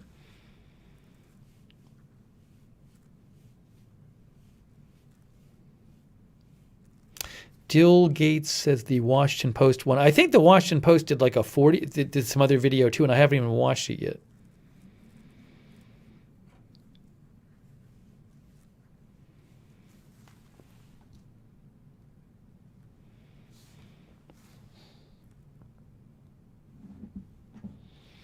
Hang on one second. I'll plug my iPad in. Press Elect says I saw it yesterday morning. Cheryl Simpson says Status Coup did a great job too.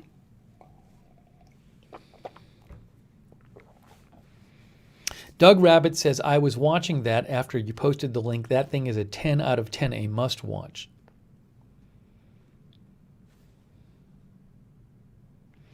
Read Israel says the Washington Post one is super good. It has floor plans along with it. I was meaning to watch that too, and I just never watched it today. Where is that one?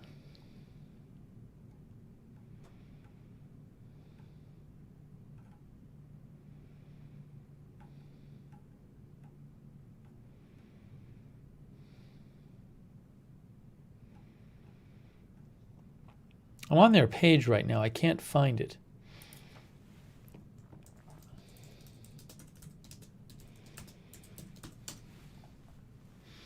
Here it is. This is it. I have not watched this yet. Oh, this looks good.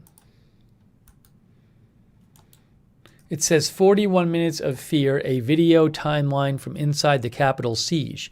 And what you can see is they show you the map of where it was. That's pretty cool. That's pretty cool. They have some maps here. That's neat. I'll have to look at this.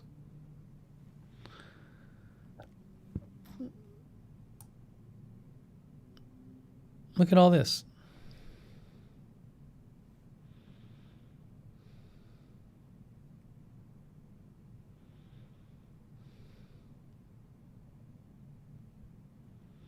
Again, a video timeline from inside the Capitol siege, 41 minutes of fear. Thanks, Rita, for the heads up.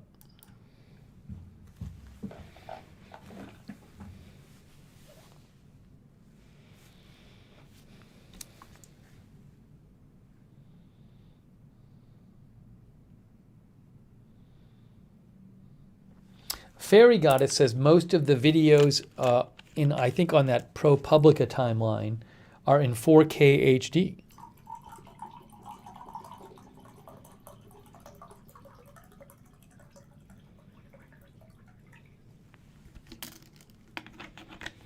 Diana L says you can hear them screaming, "Where are they?" on today's video.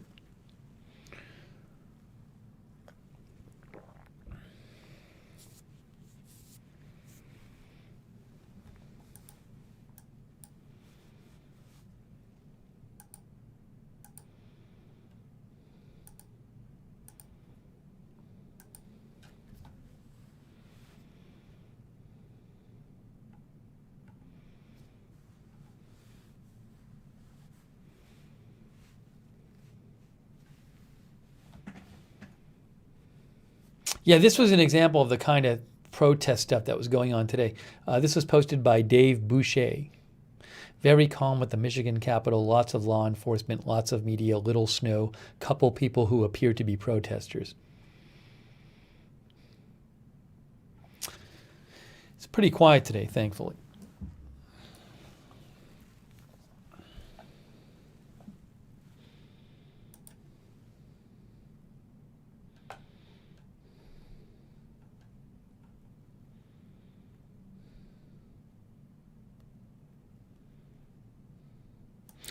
Rita also wrote in and said, I don't think, I think she maybe was writing in about the pardons. I'm not sure. She says, I don't know that anyone knows exactly what President Trump's going to do. He's always a surprise.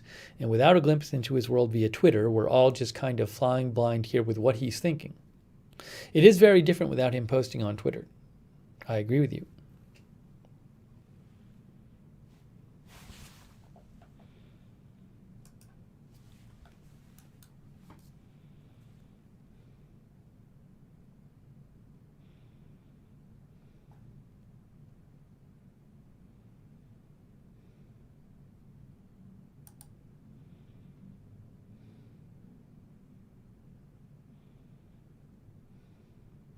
On the Sidelines sent me this article. I hadn't seen this yet. Now, is this about the UK?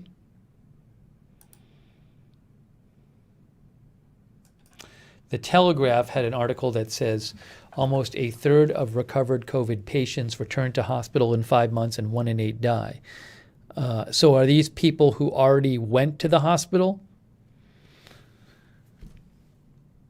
Let's see. Almost a third of recovered COVID patients, so would that mean people who were hospitalized, will end up back in hospital within 5 months and 1 in 8 will die, alarming new figures have shown. Now, I think this is in the UK. Research by, is this Leicester? I never remember how to pronounce this. Leicester? It's Leicester, isn't it? I think.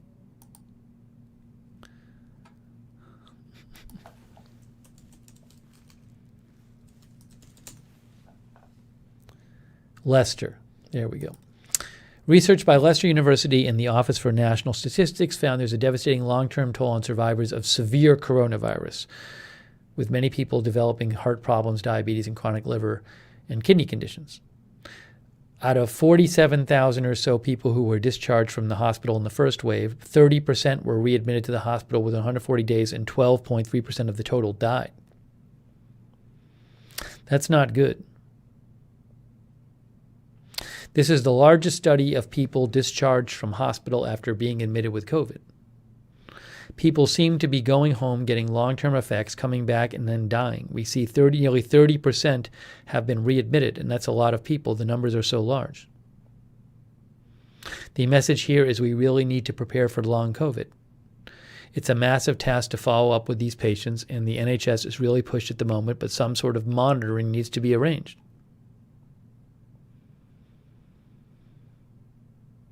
COVID survivors are nearly 3.5 times more likely to be readmitted to hospital and die in the 140 days time frame than other hospital outpatients.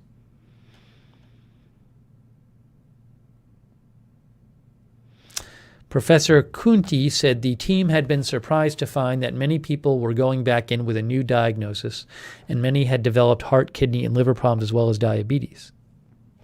Wow, that's certainly concerning.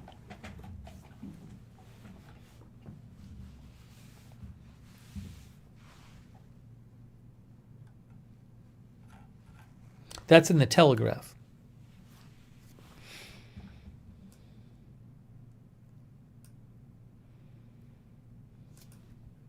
That's not good. Thanks for the article on Outside the Lines. That just came out today.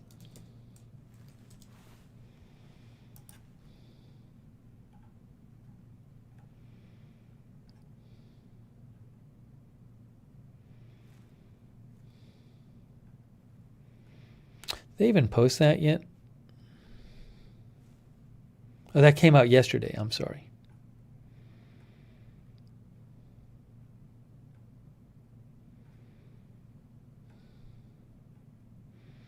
I'm looking at their Twitter feed to see if they posted it.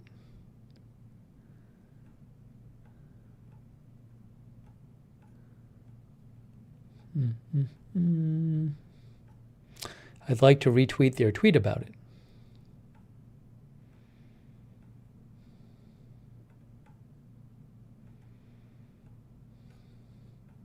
But I can't find it. I can't find it on their Twitter feed.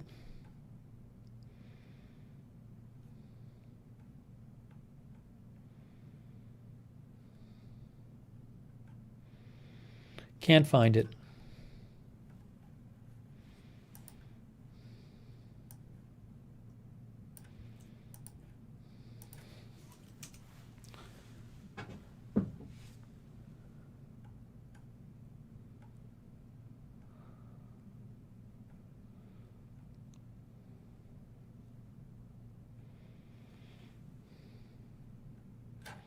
Here it is. I'll just post it. The problem is, I'll have to post the Yahoo one.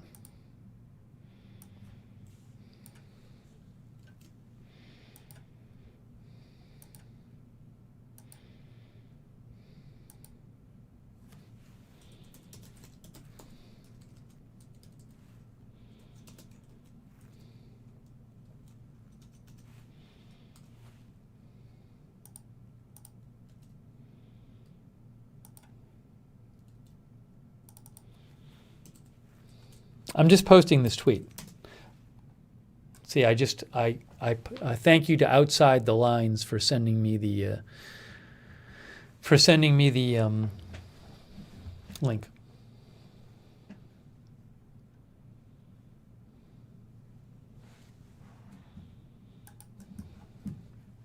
It's not good though.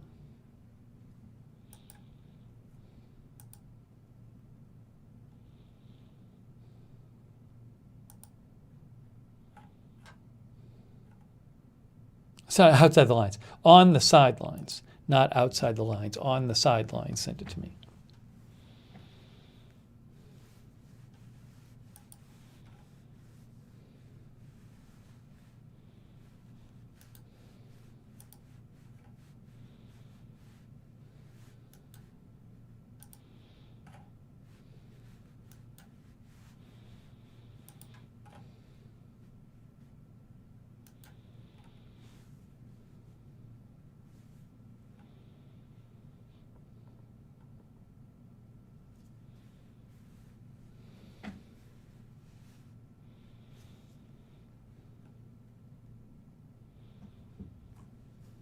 Sorry, I'm going back through some of the things that people have been sending me.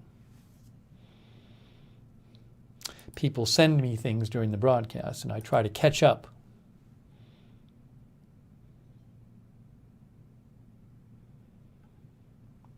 Nancy Tatum says, you were talking earlier about some people not taking the vaccine.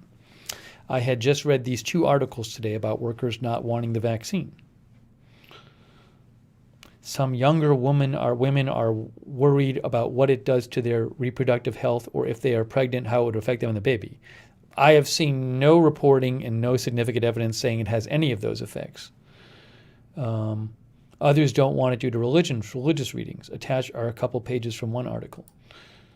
So, yeah, I mean, we've talked earlier about it. There's articles out there.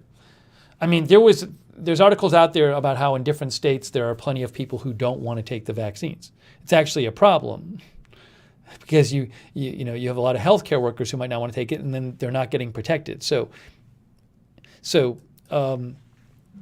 here's an article that she sent me. Wisconsin nursing home staff laid off for refusing vaccine. Employees at a Milwaukee Journal Sentinel, employees at a Janesville nursing home risk losing their job if they do not take the vaccine, a policy that has caused outrage amongst many staff members.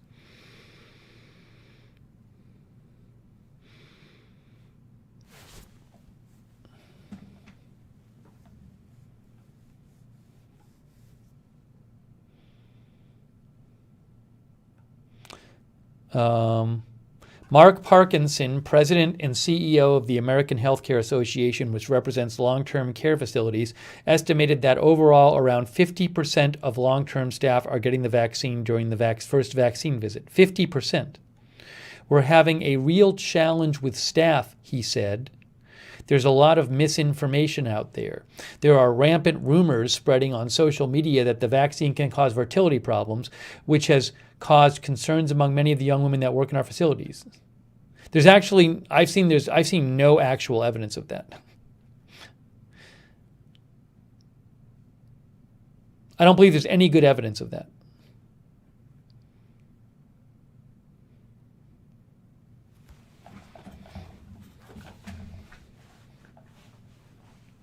I will certainly let you know. If I see, peer-reviewed scientific publications saying there is, I'll certainly let you know.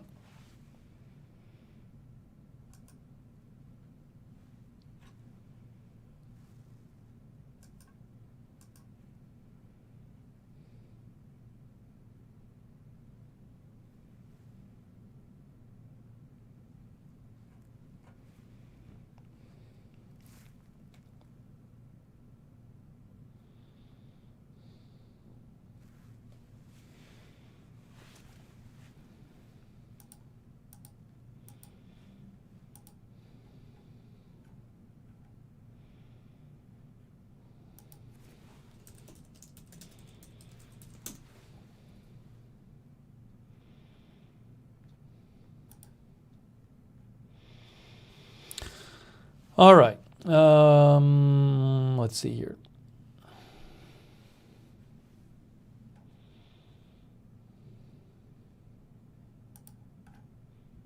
Hang on.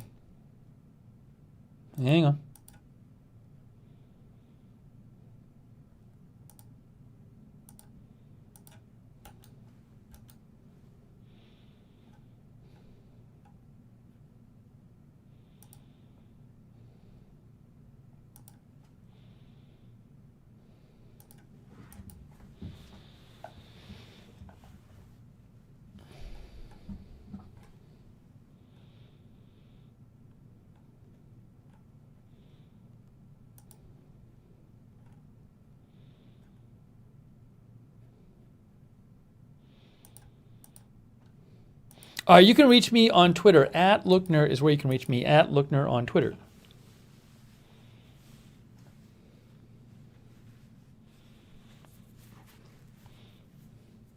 Thank you, SC, for your support. SC says, today is January 17th.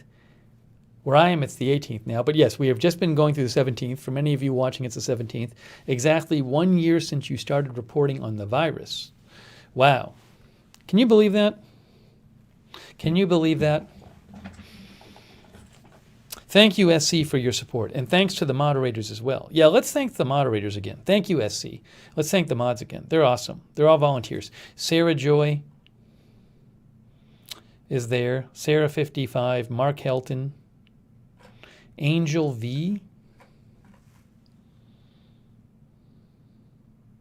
Toy Beaterman says there's no reason the vaccine should cause fertility problems. That was a huge speculation. Yeah, there's no evidence that the vaccine causes, I mean, from the beginning, when the vaccine came out, there were warnings like it does cause there's side effects to the vaccine. Many people get like a fever or aches, that kind of things. Some people can get a severe allergic reaction. That's all been said from the beginning. Aside from those side effects, there's no good evidence of any kind of significant health problems that it causes. I'll certainly let you know if there is.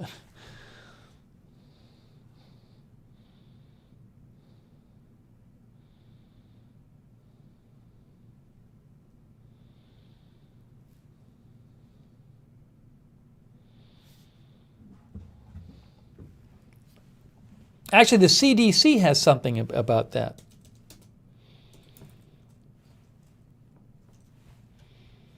Right? Hold on.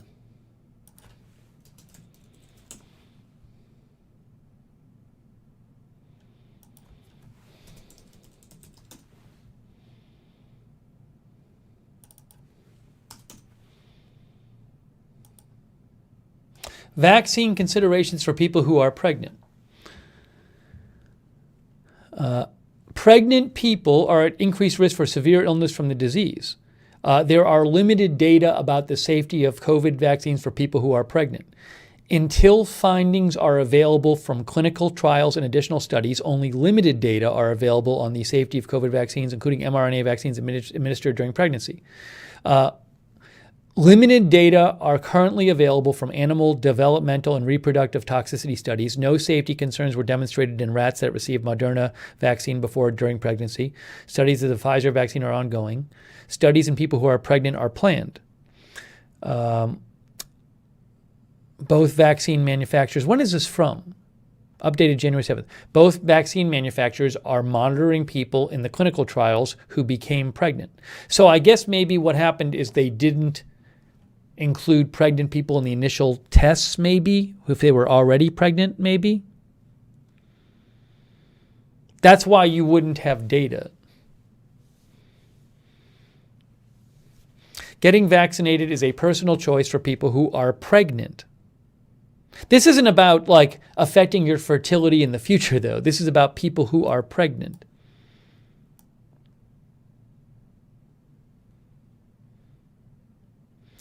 My guess is the reason the data is limited is my guess would be, I don't know if it says it here, is that maybe when they do these big tests on these vaccines, they don't have pregnant people. My guess is if you're pregnant, they don't give you the test. They don't test it on you. That'd be my guess.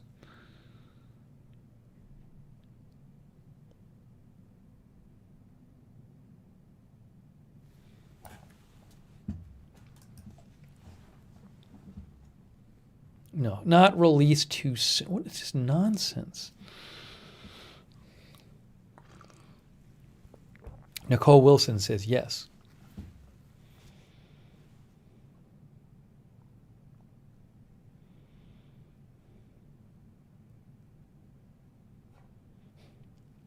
Doug Rabbit says, would vaccinated people's offspring be immune? That's interesting. My guess, I have no idea. My guess is no. I don't think immunity.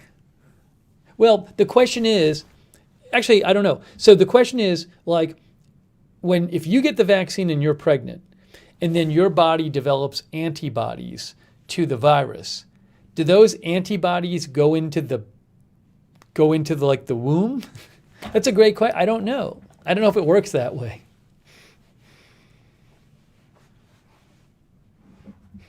Diana says, I don't think so. I just don't know. Erica says, pregnant women and children are usually left out of these studies.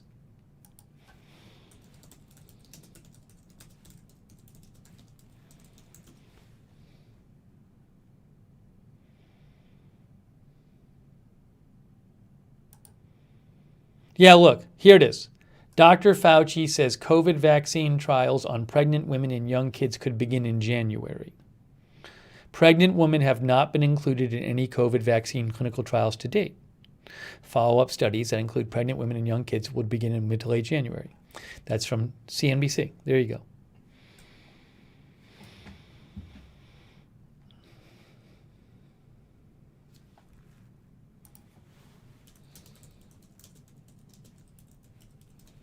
Oh, Nicole Wilson says, I don't think so because kids still have to get vaccines when they are born.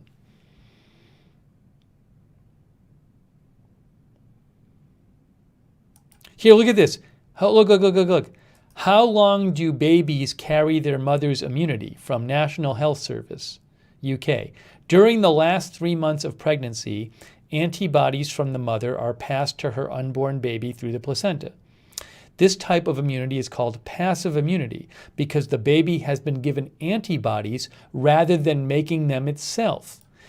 Okay? For example, if the mother has had chickenpox, she'll have developed immunity against the condition, and some of the chickenpox antibodies will be passed to the baby. But immunity in newborn babies is only temporary and starts to decrease after the first few weeks or months. So, as a baby, you can get the antibodies that your mother has, which can fight off, a disease, but I guess you won't have those antibodies forever, and you can't make those antibodies yourself. So I guess when they go away, you need to be able to make more of them. That's what this seems to be saying, which makes sense. So the mother can give you the antibodies, which last for a short period of time, but the baby doesn't have the capacity to make those antibodies themselves.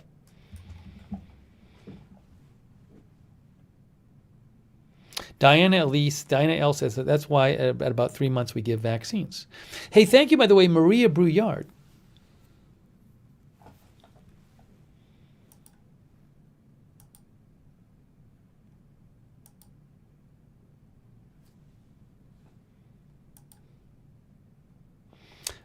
Maria sent me this article, by the way. California health official recommends pausing single lot of Moderna vaccine, single lot, over possible allergic reactions.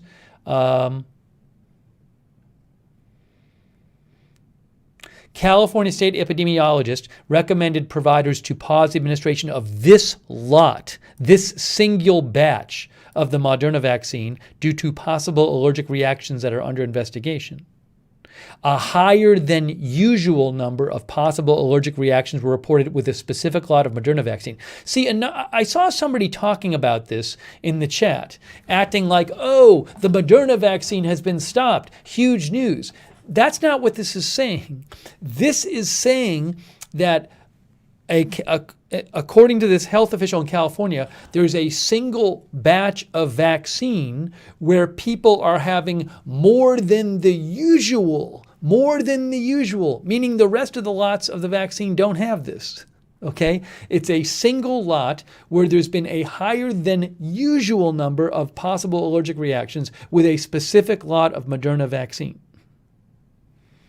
The state says more than 330,000 doses from this lot have been distributed to 287 providers.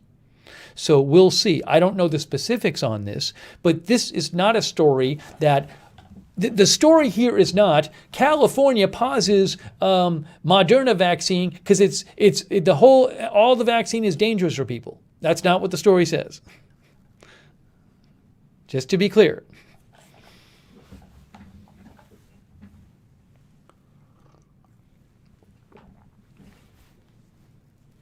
Carol Reed says they'll test the batch.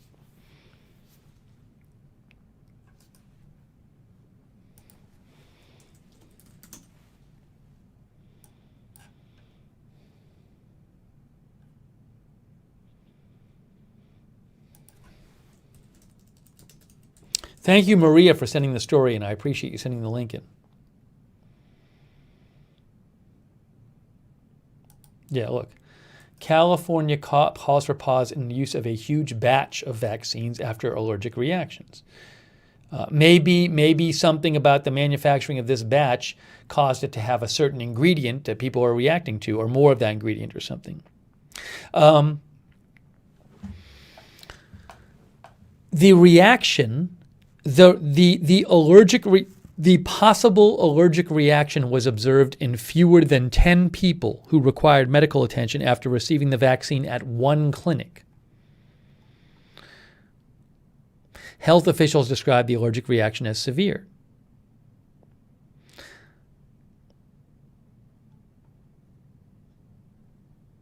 So I'm guessing they'll look into the batch and see it. Was it something with the batch? Is it something at the one clinic? It all happened at one clinic, it looks like. One clinic, they mention. Maria says, I know the story doesn't say the whole thing is dangerous, but 330,000 doses is a lot. That's true. I agree with you. Our county only got 6,000 total, both of Moderna and Pfizer combined. Yeah, that's certainly a big batch. However, though, we don't know that there's something wrong with the lot. Again, this article from the San Francisco Chronicle says the allergic reaction was observed in fewer than 10 people who required medical attention after receiving the vaccine at one clinic. So I don't know. We'll see if it gets reported from other places too. Look, more than 330,000 doses from the lot have been distributed to 287 providers across the state, officials said. They haven't all been taken. I don't know if they've been taken. Look at this. No other adverse reactions have been reported from that specific lot. Again, no other adverse reactions have been reported from that specific lot. There are fewer than 10 at one site. But you haven't seen lots of people who took this around California reporting that these same reactions.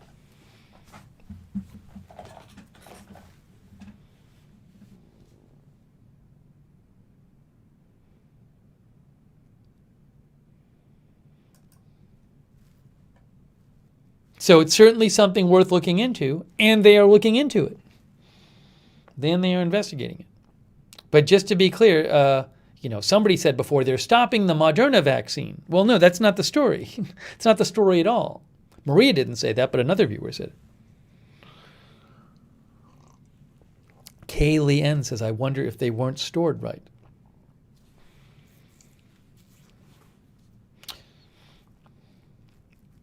Read Israel says there are always risks with vaccines. That's why you have to sit there for a few minutes afterwards to make sure no allergic reaction. Look, yeah, that is something that can happen with vaccines. And from the beginning, that has been one of the possible side effects of this vaccine, having a severe allergic reaction.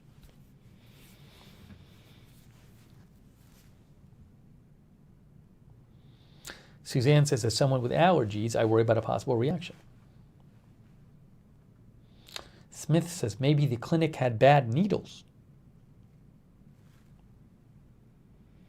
Nicole Wilson says, maybe something weird going on at the clinic.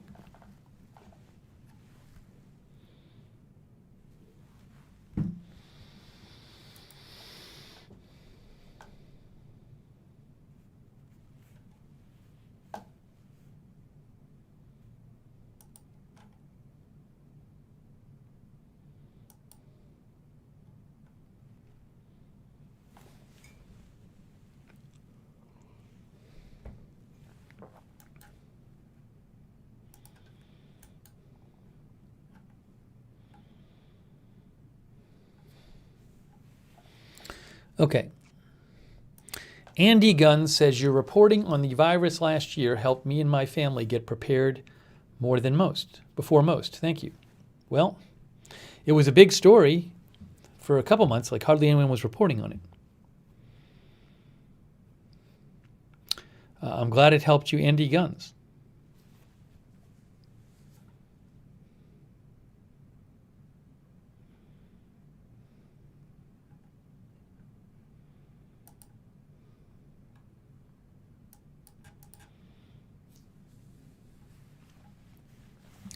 Let's see if there's anything else breaking tonight.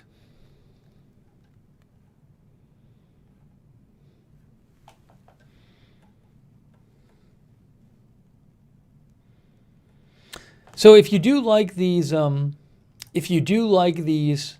news roundups, we sometimes do these news roundups. Subscribe to the channel, Agenda Free TV. Or if you're watching on YouTube, it's Agenda Free TV 2. If you're watching on YouTube and you've never seen the channel before, I actually have this other channel called Agenda Free TV, which is that's the original channel. So on Agenda Free TV, we'll cover like specific stories, but on YouTube, I have Agenda Free TV 2, and we usually do the news roundup kind of things on Agenda Free TV 2. So just so you're aware, there's 2 YouTube channels. So subscribe if you want to get live breaking news. If you're watching one of the other platforms, it's just one channel. It's just one channel, Agenda Free TV. Also, if you want to get the best notifications, so you know when we're coming on the air and you don't miss it, the best way to get notifications for my channels is to sign up for the Discord. It's free. You sign up and you get notifications sent to you. If you have the Discord app on your phone, it gets sent to your phone, which I have. So if you want to check out to sign up for the Discord, the link is at the bottom of the YouTube video description. Also, the moderators can post that link as well. I was about to thank the moderators. Then I forgot. I got to do that right now. Let me do that right now. Andy Thomas, thanks for your kind words about Agenda Free TV 2.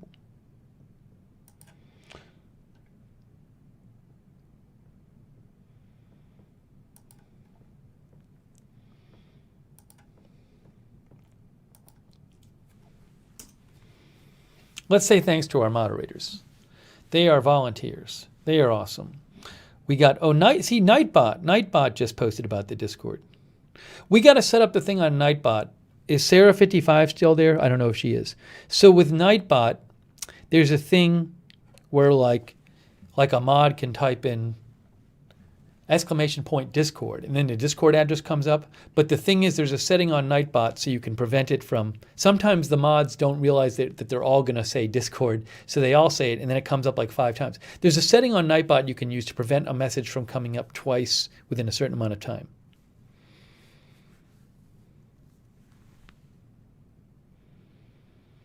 Thanks to, in addition to Nightbot, who's helping to moderate on YouTube, we got Angel V, Sarah Joy, Melissa Alicia. I appreciate you moderating late night. Mark Helton, too. Thank you. Also, Misha. Misha's there. 2 hours after Misha said she was going to sleep, she's still there. But I'm glad she's moderating. Thank you, Misha. Misha, she says, love Nightbot. Also, hey, we got some mods in Twitch. We got Maddie Mags, Racing Neophyte, and Tariag there, moderating in Twitch. Thank you.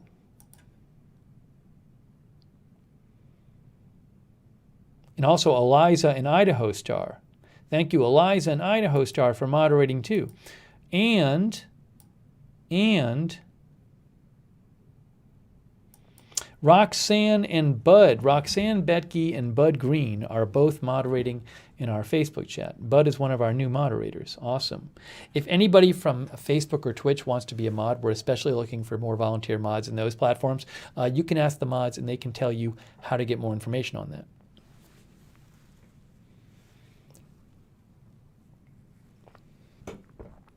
You know what Nightbot is really good for? Nightbot has a setting where it deals with the all capital letters, folks. So our mods don't have, the YouTube mods, Nightbot's only for YouTube right now. Maybe we'll do it on Twitch, I don't know. We're just experimenting on YouTube for now.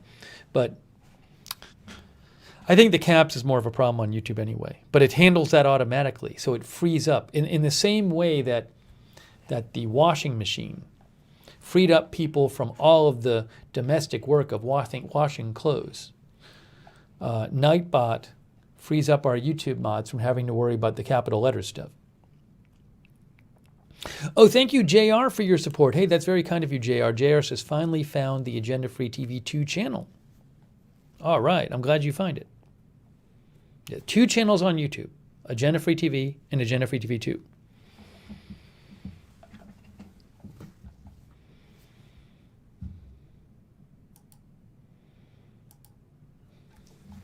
All right.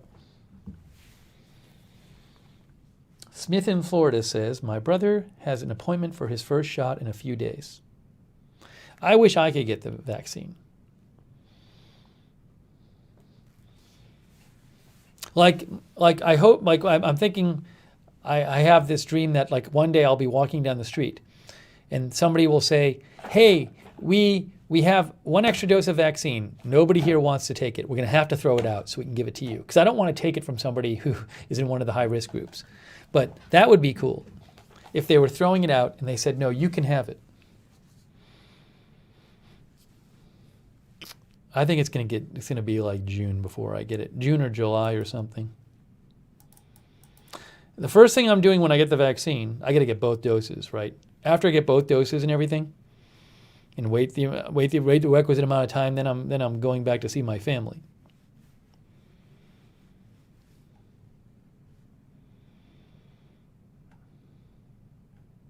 Because I haven't done that since November of 2019.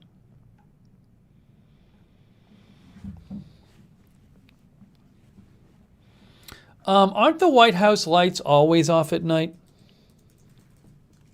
Doesn't that always happen at night? I think it might always happen at night.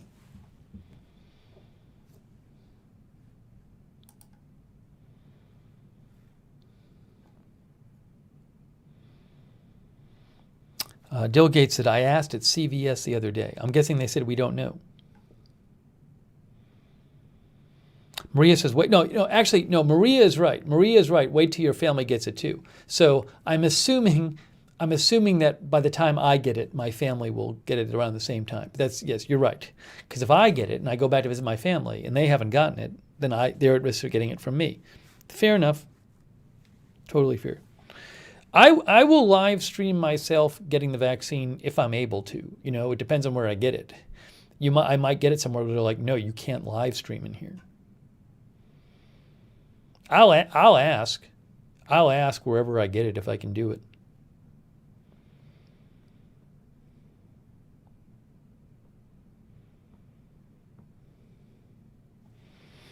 Underdog Rising says, I was told when I got the vaccine that they throw away all the doses for those who don't show up for their appointments. Well, I'm guessing different places have different policies. There's articles you can read about places where they do. The New York Times had an article the other day where they talked about like a couple sites where they had a little extra vaccine and they interviewed a couple people who had been like in a grocery or like it was like a Publix or something. It was something like, I don't know if it was a Publix, but it was something like that. And like they were giving out vaccines and they had a couple left and they just grabbed those guys and they're like, hey, do you want this? Because we're going to have to throw it out. And that's how they got it.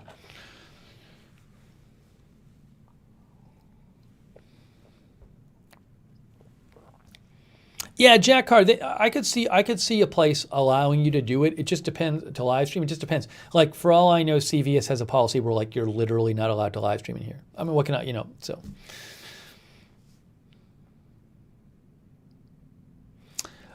Nicole says, did you mention the Navalny story? No, I didn't. Navalny, it's an interesting story. It happened earlier today, so I didn't really go out of my way to mention it.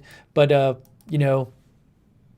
Russian opposition figure Alexei Navalny went back to Russia today. They detained him, which was anticipated.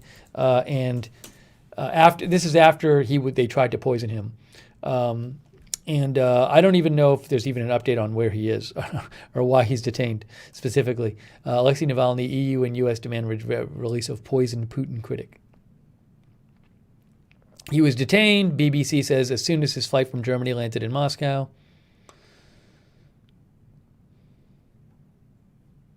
Putin denies poisoning him. There's all kinds of evidence the government did it. Yeah, so analysis by Steve Rosenberg. The Russian authorities often make out that Alexei Navalny isn't popular with the Russian people, that he's no threat to President Putin, but his return home 5 months after being poisoned sparked a major police operation on Sunday. In chaotic scenes, riot police pushed Mr. Navalny's supporters out of the arrivals hall of one airport before the flight was rerouted to another airport. Last summer, he was attacked in Siberia, allegedly by an undercover hit squad of Russian security agents. His decision to return home is a direct challenge to Vladimir Putin and creates a dilemma for the Kremlin. It risks turning him into a political martyr, a Nelson Mandela-like figure, and sparking more Western sanctions. Do nothing, and the Kremlin's fiercest critic will almost certainly be a thorn in its side in an important election year. So I will certainly be keeping an eye on that. Thank you for reminding me, Nicole.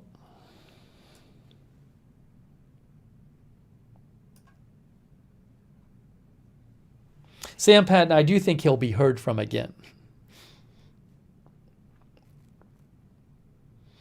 Oh, Linda Belk is there. Linda thinks it was stupid for him to go back.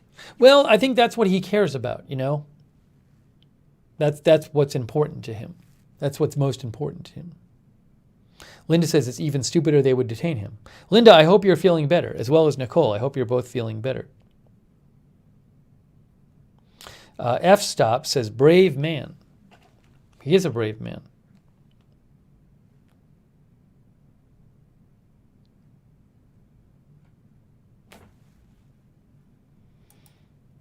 SC says, why did he go back? I mean, I was reading some stuff about this before, but I believe he went back. That's because where he wants to be. He wants to be working to improve Russia and make Russia a better place, as you know. So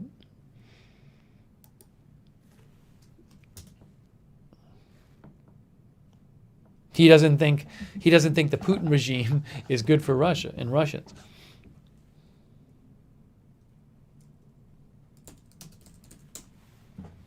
I don't have the statements here. I'm sure there's articles about it.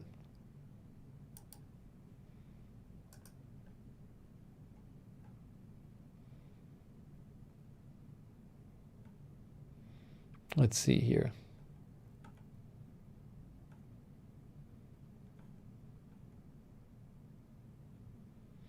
Before taking off from Berlin, Navalny told reporters he was very happy and was sure everything will be great. He dismissed fears he would be arrested upon arrival. Arrest me upon landing, that cannot be done. He said, I'm sure he knew there was a good chance of it.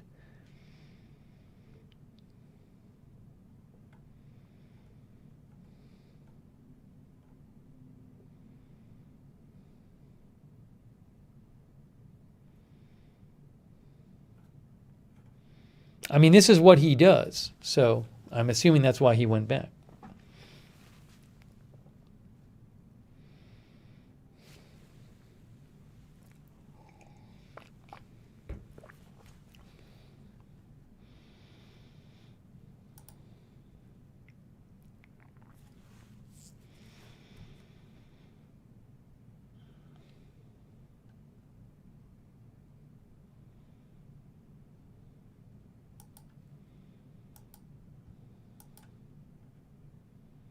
Yeah, Maddie Mags just posted in Twitch, posted the link to the Agenda Free TV 2 on YouTube. Thank you, Maddie.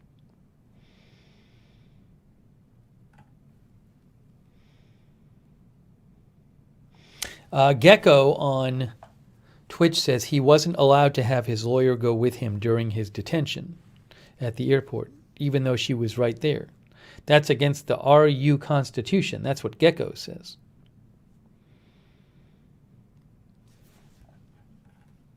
Persian Cat, this is on YouTube, Agenda Free TV 2.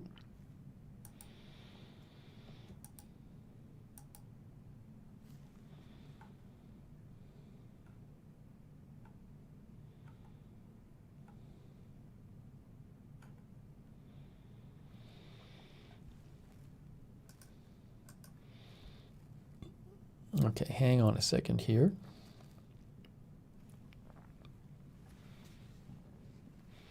Jack Carr says, it appeared from the video he was whisked away alone.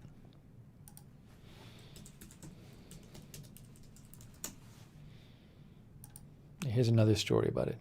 Navalny arrested on return to Moscow in battle of wills with Putin. He is Russia's most prominent opposition leader.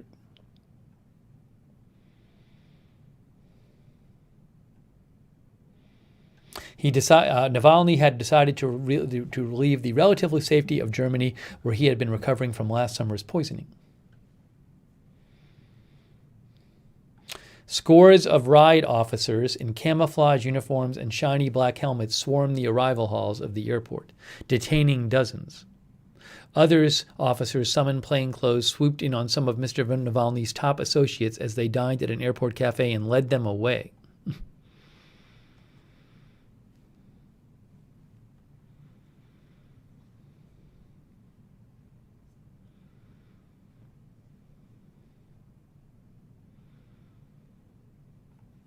His style, tough, populist, and humorous all at the same time, are what helped make Mr. Navalny 44 Russia's best-known opposition leader. An online audience of millions watch for his YouTube videos, which allege widespread corruption in the ruling elite. But his followers are not the only ones watching. He was poisoned by a military-grade nerve agent in August, in what he and Western officials say was an assassination attempt by the Russian state.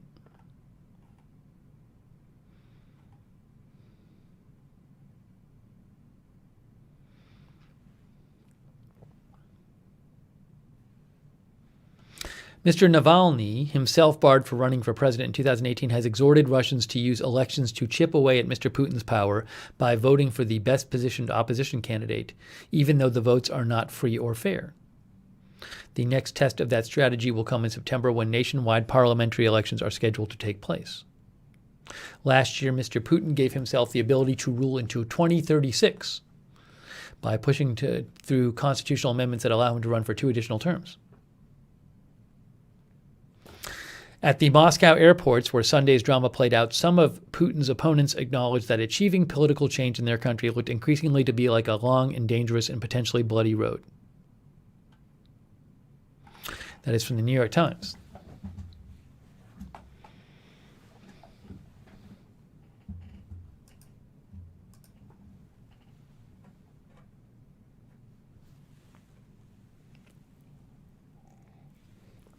Logan O says, MLK Day is today. Yes. Martin Luther King Jr. Day is today in the U.S.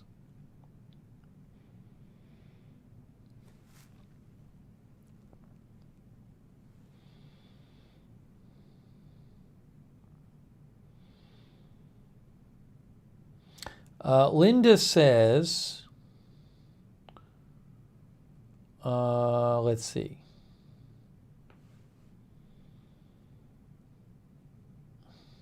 Did she say how she was doing? I have to go back in our chat. Linda says, I'm gradually feeling alive again. That's good. Linda has had the virus and COVID-related pneumonia. She was at the ER before. She also said that a number of people at her church got it.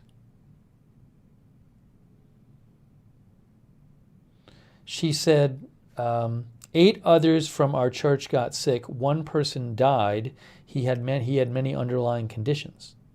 I hope you keep feeling better, Linda.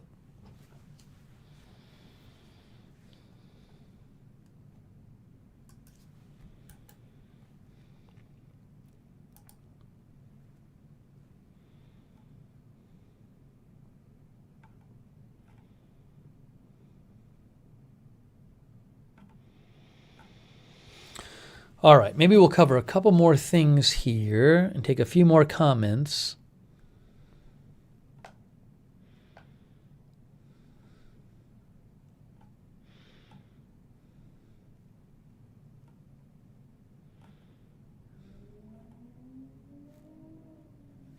I had posted earlier the CNN story saying that Trump was going to pardon around 100 people on Tuesday. And somebody had posted that they thought, I don't know if they were joking, they said Bernie Madoff is going to be pardoned. I can't imagine he'd do that. This person, NCBJD, posted that. I don't know why he'd want to do it.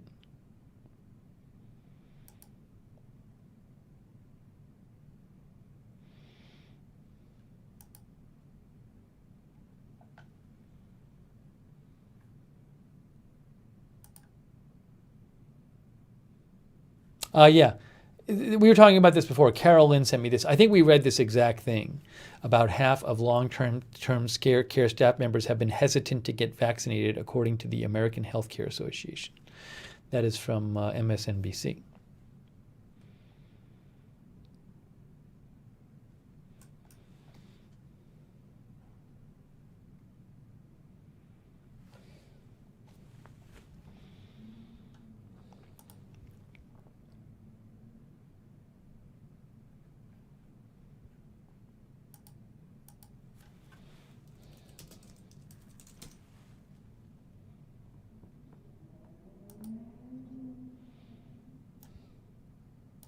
One of our viewers just asked about this story.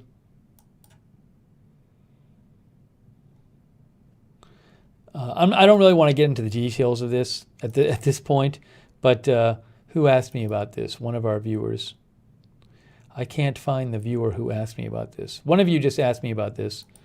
You can read in the New York Times, there's a story, prospect of pardons in final days fuels market to buy access to Trump. The president's allies have collected tens of thousands of dollars and potentially much more from people seeking pardons. As President Trump prepares to leave office, a lucrative market for pardons is coming to head, with some of his allies collecting fees from wealthy felons or their associates to push the White House for clemency. I guess the idea is you could pay somebody who knows Trump and they'll, lobby for you. Anyways, if you want to read this, you can go to the New York Times. Im said he missed that we were going live. Underdog Rising says easily believable. Certainly, there's people who would be willing to pay for that, and as long as there's people who are willing to, and people who would be in a position to lobby for them if they so desired to. So, I haven't read the article yet, but I wouldn't be surprised if that's the case.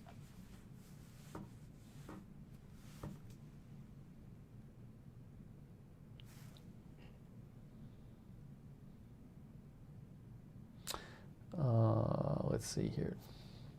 Yeah, we talked a little about the earthquake in Indonesia before. Where's Farago?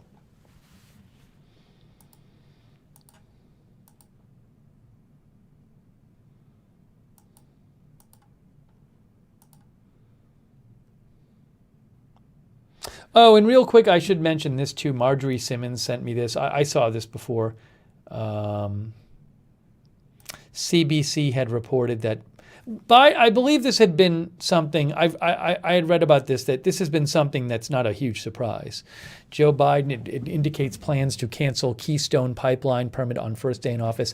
Yeah, I don't really know much about the Keystone Pipeline. I haven't read about it in a while. I certainly don't have a good background of all the issues around this, but it is something that it's not like a huge surprise from what I can gather.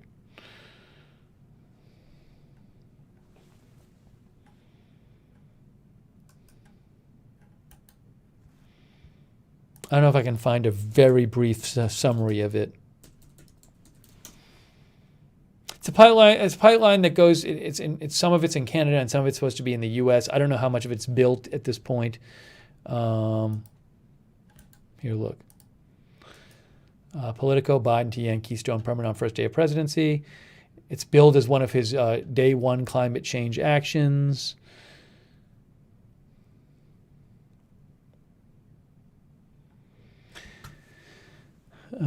It's the latest development in a decade-long fight over the controversial pipeline and solidifies a campaign promise the Canadian government had hoped was negotiable. So he made this as a campaign promise.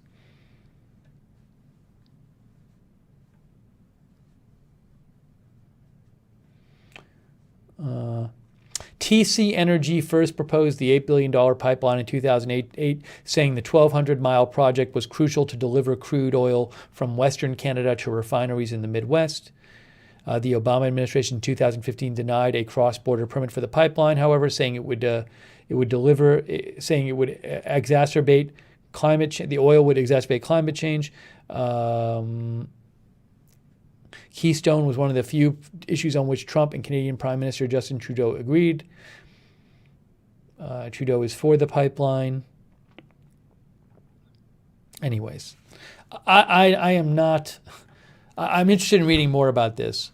I'm not familiar with all the debate over the pipeline and I'm sure there's pros and cons, and I'm guessing the environmental stuff seems to sound like the major con, but the pro would be like the economic stuff.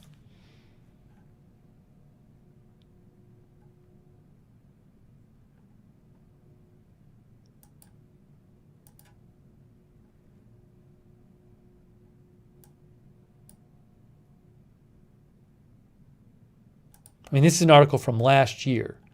National Geographic, Keystone XL stalls again.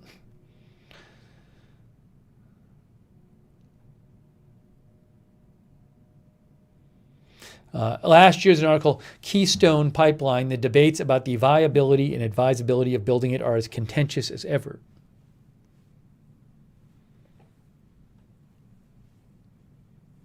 This climate scientist is in this article last year saying if we want to avoid exceeding the temperature limits set out in the Paris Agreement, we have to avoid building new fossil fuel infrastructure. Anyways, oh, there it is, proposed Keystone Pipeline map from the National Geographic. The fight over the Keystone Pipeline has stretched out over a year since its initial proposal in 2008. Construction has stopped and started over and over again, prompting some to nickname it the Zombie Pipeline. Most of the Keystone Pipeline network, of which it is only one part, has already been built.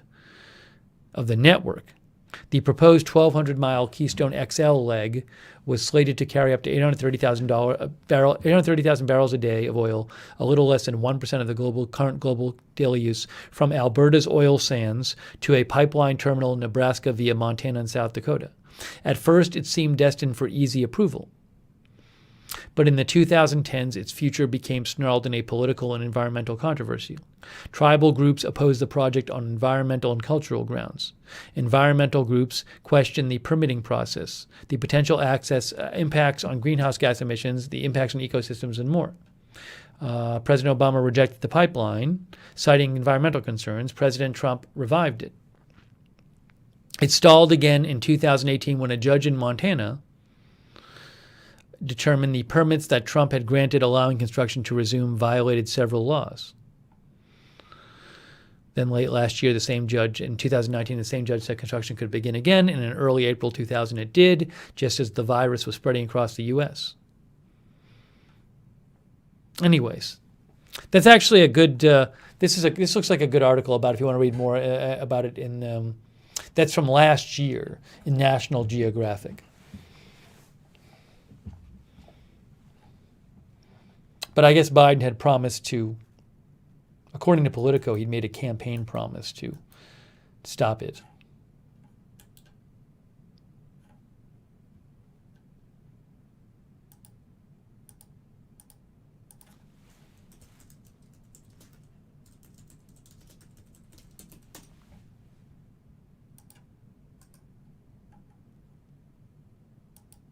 Look.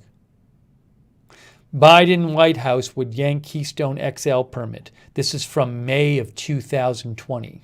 From May of last year, Biden White House would yank Keystone XL permit. So it's not a big surprise.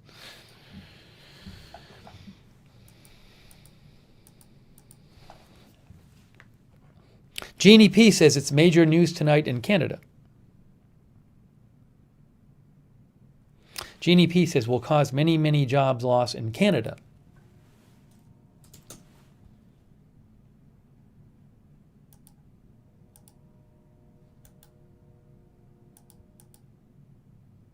Yeah, actually, if you look at this, it's interesting. If you go to CBC News, this is Canada, it is the big story, see? It's the big headline on CBC. Oh, there's existing pipeline, proposed pipeline here.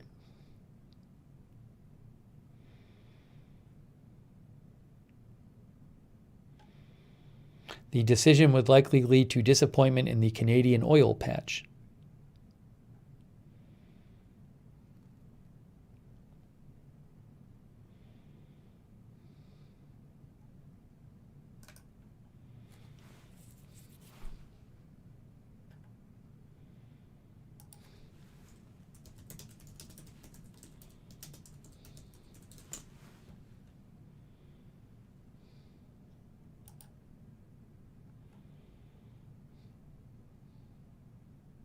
So this is an article from 2014. This is an article from 2014 in the New York Times. Keystone Pipeline, pros, cons, and steps to a final position. So among the pros, it says the pipeline would be a job creator, but most of those jobs would be temporary. Construction jobs. I guess this is on the U.S. This doesn't talk about Canada. I'm guessing it would help Canada's economy too. I don't know the exact details of it, though. This is not something I am very familiar with.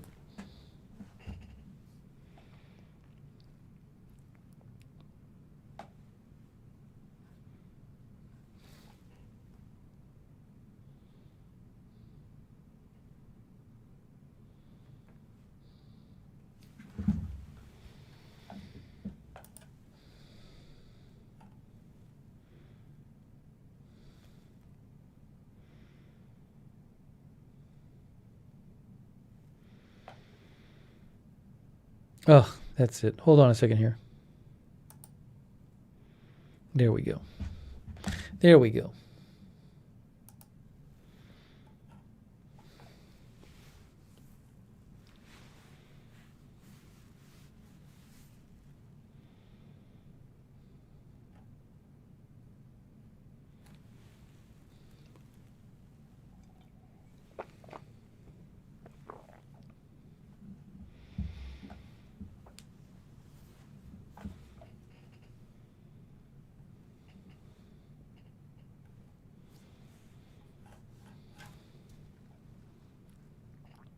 Okay.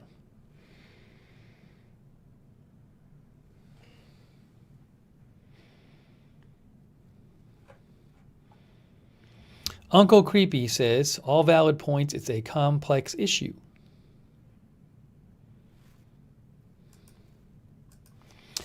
Well, guys, it's now 1:22 a.m. where I am. 1:22 a.m. I think it might be getting to that time. Ooh, this is not good. The Indonesia death toll from the earthquake rose to 81. Again, this was a 6.2 earthquake. I mean, that's strong, but it's not like super strong. And it's my guess is that I mean, we looked up on the USGS site. It said a lot of buildings in this area are not very resistant to earthquakes. So, unfortunately, it didn't happen in an area where there was a lot of strong earthquake resistant construction. That's from Will Ripley. So not good. That is not good. That also happens. I say this with earthquakes too. When earthquakes happen, it can take days. This happened several days ago. I want to say 3 or 4 days ago. And it's just when you have an earthquake, if stuff collapses, it can take days to figure out what the casualty numbers are.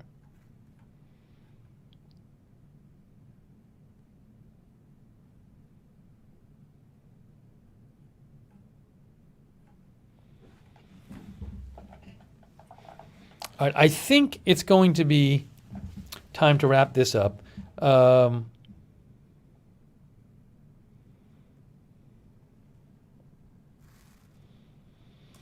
But we'll certainly have more news coverage for you. But hey, I think we hit a lot of the big stories today.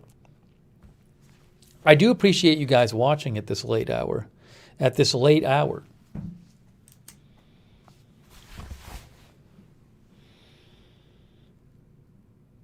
Yes, Paula Faust said time flew by quickly. It did go by quickly. Whatever works from Denmark. Hey, thank you. That's very kind of you. And thanks for thanking the mods. Whatever works from Denmark. So if you want to know when we do these live streams, make sure you subscribe to the channel. Remember, on YouTube, I have 2 channels for news. I have this one, Agenda Free TV 2, but there's also Agenda Free TV. Go to channels here. So this is the one where I cover like single stories on YouTube, Agenda Free TV. On the other platforms, it's all one channel. So if you like this channel on YouTube, then you should subscribe to Agenda Free TV as well. Also, I have a personal channel called Lookner where I do non-news stuff. That's only on YouTube. Sometimes we do streams over there too. But I very much appreciate you watching at this late hour. I guess late for me, maybe not late for some of you. Hey, Imseti, that's very kind of you. Thanks for your support, Imseti. Thank you. Much appreciated. Hey, I want to thank the mods because they are awesome. They're all volunteers. They're here late night. So thank you, mods. Sarah Joy, Mark Helton, Melissa, Alicia, Nightbot. Let's not forget about Nightbot, guys. Let's not forget about Nightbot. Miss Misha stuck it out. Miss Misha, what happened to going to sleep? Linda Belk was also there. Thank you, Linda. I'm glad to hear you're starting to feel better. Very glad to hear that. Lisa Cushman was also there. Roxanne Betke and Bud Green moderating there. Oh, Marnie Pixley, thanks for the Facebook stars. Marnie Pixley, I appreciate that, Marnie. Thank you. Also, Ron DeFall. Oh, I missed it. Ron DeFall and Sihava Israel. Oh, no. I didn't check the Facebook stars. Thank you, Ron DeFall and Sihava Israel for the Facebook stars, too, if you're still around. And Marnie Pixley. And thanks to our Twitch mods as well. We've had a bunch of Twitch mods. They are awesome. Idaho Star, Maddie Max, Racing Neophyte, Tariak. Thank you all.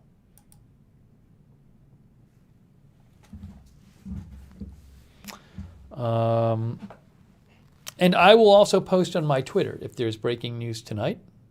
Well, if there's big breaking news and I'm awake, I'll come back on the air. But if there's news updates, I'll post it on my Twitter, @Lookner on Twitter. Follow me there, @Lookner on Twitter. Also, thank you to everybody who donated. Charles, speaking of which, Charles Goki, thank you so much, Charles.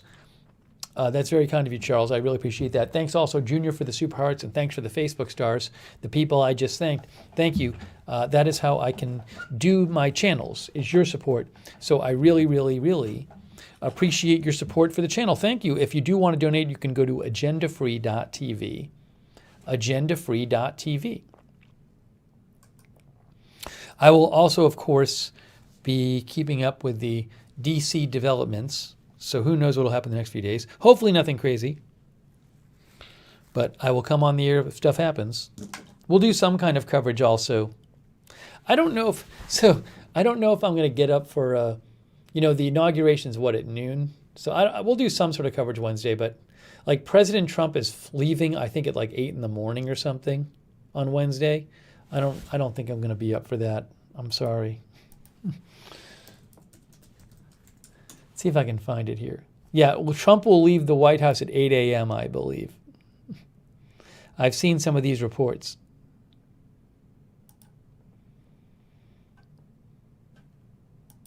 See if I can find it here.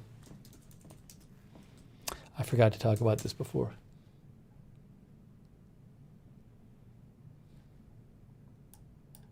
Hold on.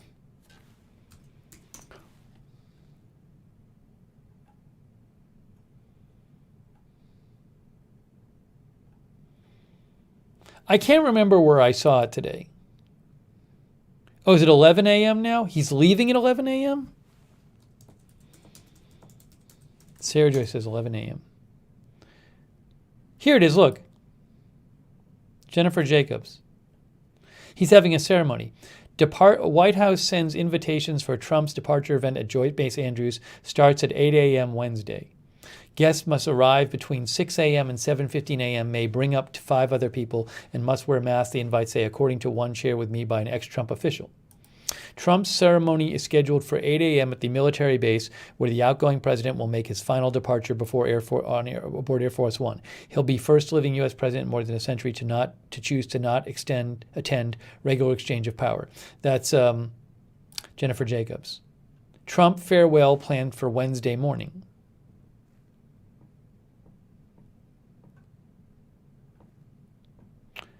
The event is scheduled for 8 a.m. I don't think I'm going to be covering that.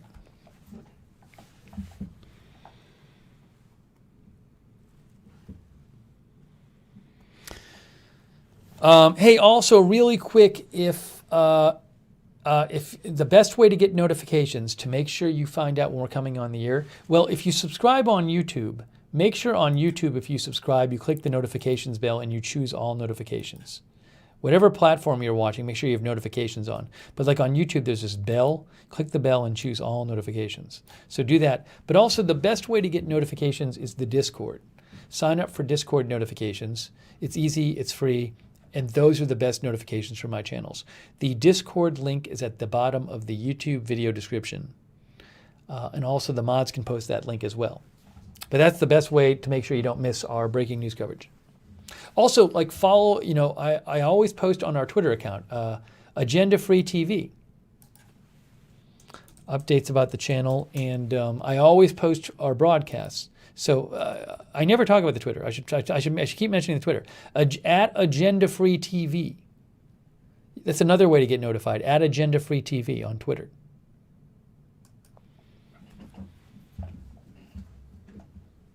I got to mention that more.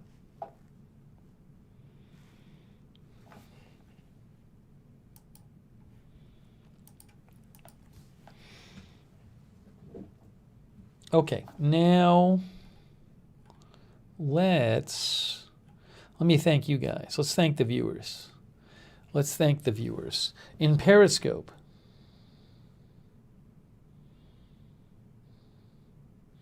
thank you, David Connell 2. Thank you, Dave NW. David says another day in lockdown. Exactly. I don't know. Maybe David's like in the UK and is really in lockdown. I'm in functional lockdown. I'm basically just staying home. David's in Scotland. Okay, so he really is in lockdown. Annie Marie is in California. Thanks for watching. Still kicking. Suzanne, Toy Biederman. Smith in Florida.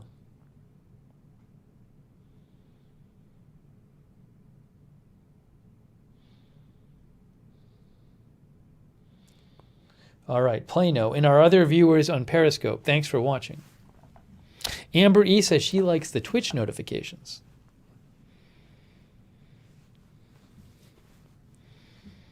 Thanks to our Facebook viewers, Roxanne and Bud the mods. Thank you to Laura Ferguson, Andy Thomas, Terry Stacy, Marcia Phillips, Marnie Pixie, Krista Barker, thank you for watching.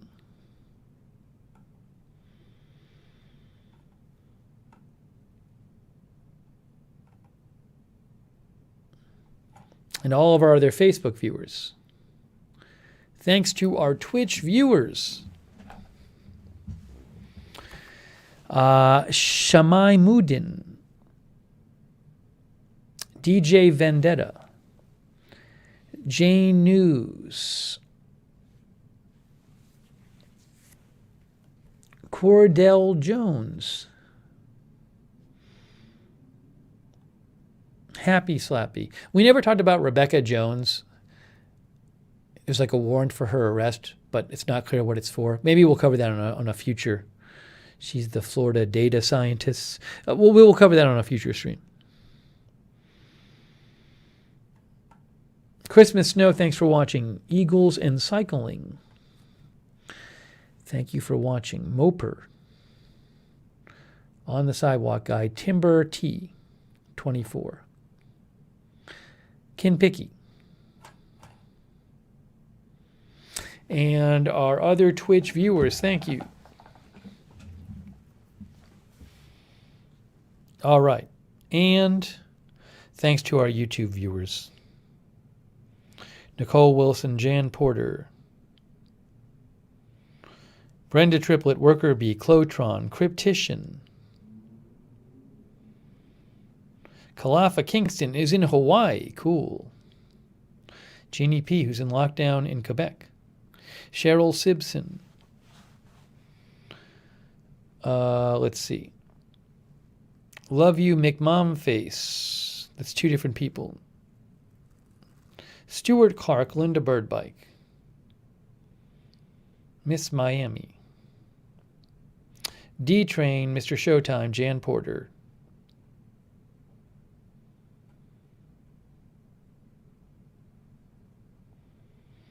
M. Seti, thank you. SC. Carol Reed, Strange Reverend, Grasshopper Alt. Dill Gates. Jack Carr Jaytay. Stephen Murray. Riley Ray.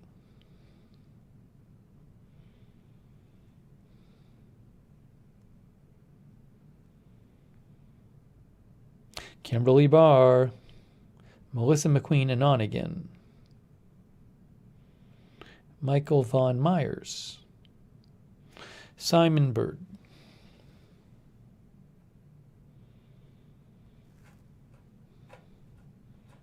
all right, and all of our other viewers, Alibaba, Michael One Rare Zebra, Miss Ravioli.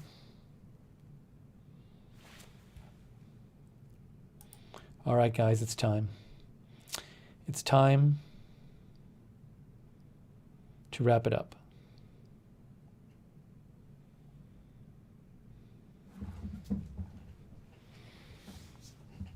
All right, guys, thanks for watching. We will have more news. You know we will have more news coverage on this channel and on Agenda Free TV 1 if you're watching on YouTube.